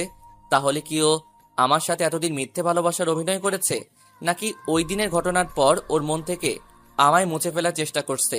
এমনও হতে পারে আমার অবহেলা পেয়ে আমায় ভুলে যাওয়ার জন্য জান্নাত অন্য কাউকে বিয়ে করে নিচ্ছে। জান্নাতকে কি একবার আমার মনের কথাটা বলে দেখব? না না, 2 দিন পর ওর বিয়ে, আর এখন আমি ওকে এইসব বললে সারা জীবন জান্নাত আমায় ঘৃণার চোখে দেখবে। জান্নাতকে তো ওই ছেলেটার সাথে খুব হাসি খুশি দেখলাম, হয়তো জান্নাত ওই ছেলেটার সাথে খুব ভালো থাকবে। না, আমি আর ওদের মধ্যে গিয়ে বাধা হয়ে দাঁড়াতে চাই না। দোয়া করি জান্নাত ওই ছেলেটার সাথে সারা জীবন সুখী থাকুক। এইসব নানান বিষয় ভাবতে ভাবতে কখন যে চোখটা লেগে যায় খেয়ালই নেই। যখন ঘুম ভাঙলো তখন মোবাইলটা হাতে নিয়ে দেখি 6টা বেজে গেছে। তারপর উঠে হাত মুখ ধুয়ে বাইরে হাঁটতে বের হলাম মনকে ফ্রেশ করার জন্য। কিছুক্ষণ হাঁটাহাঁটি করার পর আবার বাসায় চলে আসলাম। রাতের খাবার খেয়ে রুমে এসে শুয়ে আছি, এমন সময় মোবাইলটা বেজে উঠল। হাতে নিয়ে দেখি আঙ্কেল কল দিয়েছেন। কিছু না ভেবেই কলটা রিসিভ করলাম। আসসালামু আলাইকুম আঙ্কেল, কেমন আছেন? ওয়ালাইকুম আসসালাম। হ্যাঁ, ভালো আছি। কেমন আছো? আলহামদুলিল্লাহ, আমিও ভালো। তা হঠাৎ ফোন করলেন যে, কোনো সমস্যা হয়েছে নাকি আঙ্কেল? না, কিছু হয়নি। কাল তো জান্নাতের বিয়ে, তোমাকে বিয়ের কার্ডও পাঠাইছি। তুমি বিয়েতে আসবে তো? আঙ্কেল, আসলে আমার কাল একটু কাজ আছে। আমি কোনো অজুহাত শোনার জন্য তোমায় ফোন করিনি। কাল তুমি ঠিক সময়ে বিয়েতে এসে উপস্থিত হবে, এটাই আমার শেষ কথা। এর উপরে আর কোনো কথা নেই। আচ্ছা আঙ্কেল, আমি আসবো। আচ্ছা, এখন তাহলে ফোন রাখলাম। বলেই কল কেটে দিলেন। আমি আর কিছু না ভেবে মোবাইলটা একপাশে রেখে ঘুমিয়ে পড়লাম। পরের দিন সকালবেলা ঘুম থেকে উঠে মার্কেটে গিয়ে জান্নাতের জন্য কিছু গিফট কিনে আবার বাসায় চলে আসলাম। আজ শুক্রবার, তাই ভার্সিটি অফ। তারপর রেডি হয়ে আম্মুকে বলে জান্নাতের বাড়িতে চলে আসলাম। আসলে আসার কোনো ইচ্ছা ছিল না, কিন্তু না আসলে আবার আঙ্কেল মন খারাপ করবে, তাই আসতে হলো। এসেই প্রথমে আঙ্কেলের সাথে দেখা করলাম। আমি এসেছি দেখে আঙ্কেল অনেক খুশি হয়েছেন। বাসাটা আজ খুব সুন্দর করে সাজানো হয়েছে। একমাত্র মেয়ের বিয়ে বলে কথা, কিন্তু আসার পর থেকে জান্নাতকে কোথাও দেখতে পেলাম না। হয়তো ওর রুমেই আছে, আর বিয়ের জন্য ওকে তৈরি করা হচ্ছে। কিছুক্ষণের মধ্যে বিয়ে বাড়ির সবাইকে খাওয়ানো শুরু করা হলো। সবাইকে খাওয়ানো শেষ করে বিয়ের কাজ শুরু হলো। এতক্ষণে বরও এসে পড়েছে। বরকে স্টেজে বসানো হয়েছে। এর কিছুক্ষণ পর একটা কনের সাজে মেয়েকে এনে বরের কাছে বসানো হলো। এটাই হয়তো জান্নাত, কিন্তু আফসোস ওর মুখ শেষবারের মতো আর দেখতেও পেলাম না। কিছুক্ষণের মধ্যে বিয়ের সব কাজ শেষ করে জান্নাতকে বরের সাথে বিদায় করে দেওয়া হলো। চোখের সামনেই জান্নাতের বিয়ে হয়ে গেছে, অথচ আমি নীরব দর্শকের মতো সব দেখে গেলাম।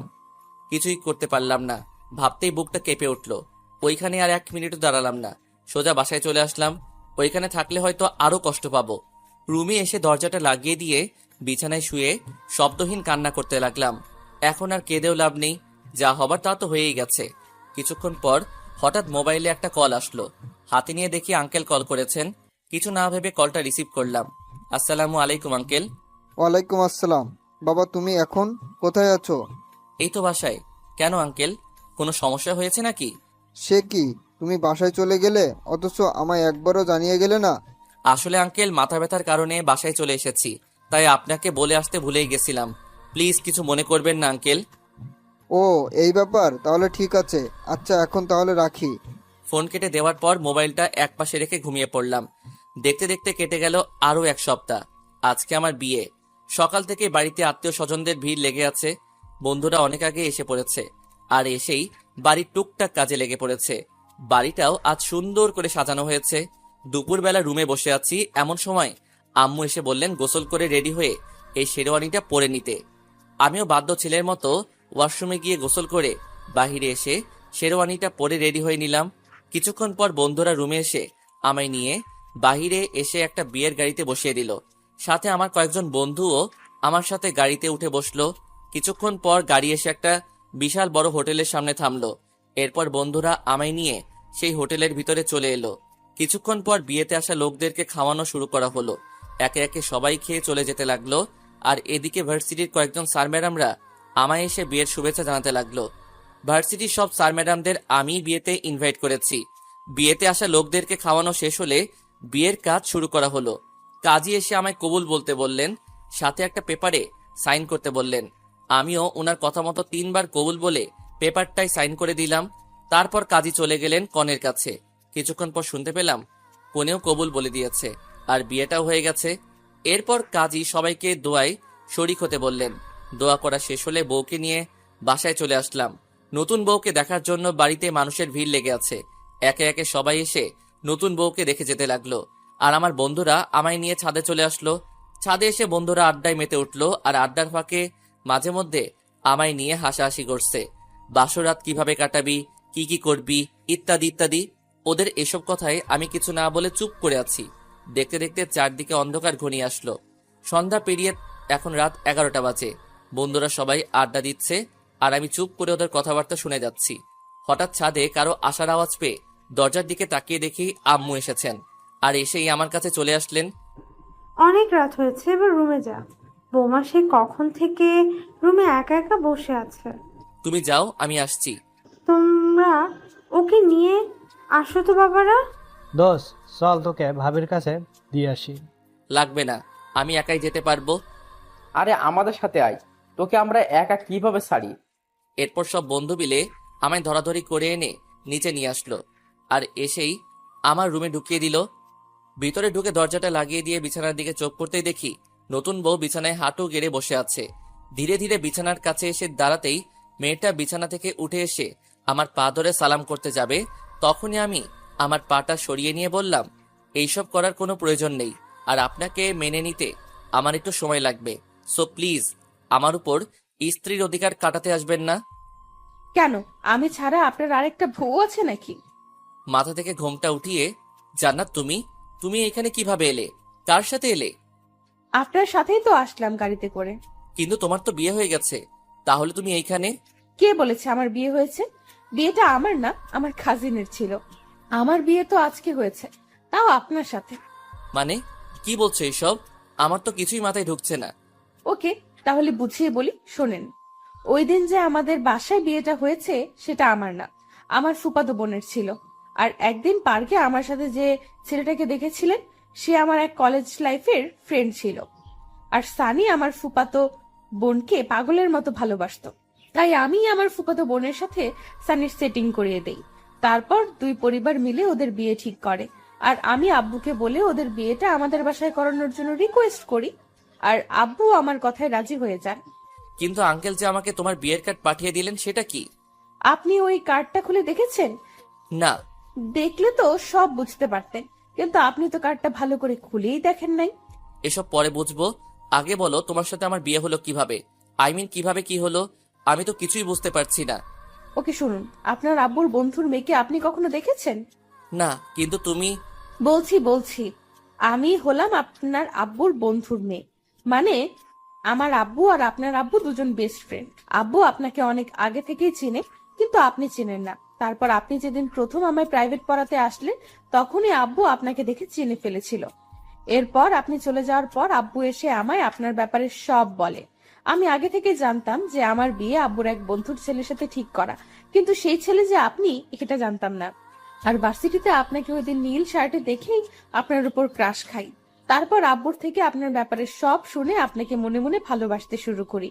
আর আব্বুকে নিষেধ করে দেই যে আপনাকে যেন এই বিষয়ে কিছু না বলে। কিন্তু আপনি একটা আস্ত বোকা, কিছুতেই আমার ভালোবাসাটা বুঝতে চান না। তাই তো আপনাকে আমি সব সময় ভাইয়ার ভয় দেখিয়ে নিজের বশে রাখার চেষ্টা করতাম। আর ওই দিন আপনার হাতে চর খেয়ে আমি খুব কষ্ট পেয়েছিলাম। তারপর আমি এই সিদ্ধান্ত নেই যে আপনাকে এখন থেকে সব সময় অবহেলা করে যাব। এতে যদি আপনি আমার ভালোবাসাটা বুঝতে পেরে আমায় ভালোবাসি কথাটা বলে দেন, তাহলে আমি সব মেনে নিব। কিন্তু আপনি কিছুতেই বললেন না, তাই অবশেষে আমি এই প্ল্যানটা করি। এতে আব্বু আমায় হেল্প করেছে। তার মানে তোমরা সবাই আমার নিয়ে এতদিন গেম খেললে? জানো তোমার বিয়ের কথা শুনে আমি কতটা কষ্ট পেয়েছিলাম? ও মা, কেন?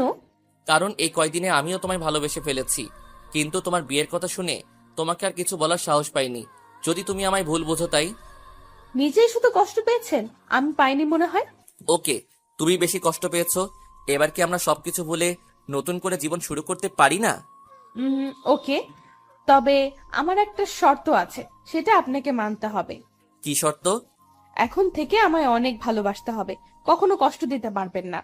আমার কানের কাছে ওর মুখ এনে এখন থেকে তোমায় অনেক ভালোবাসবো, কখনো কষ্ট দিব না, প্রমিস। তাহলে এখন শুরু করি। কি? ওই যে বাসরাতে মানুষ যা করে। কি করে? দাঁড়ান দেখাচ্ছি। তার আগে আপনার পাঠক পাঠিকাদের বিদায় করেন, না হলে কিন্তু আমি ভাইয়াকে ডাক দিব। থাক, আজকে আর ভাইয়াকে ডাক দিতে হবে না, আমি এদেরকে যেতে বলছি। ভাইয়া আর আপুরা অনেক তো শুনলেন আমাদের কথাবার্তা, এখন কি আমাদের শান্তিতে বাসরটাও করতে দিবেন না?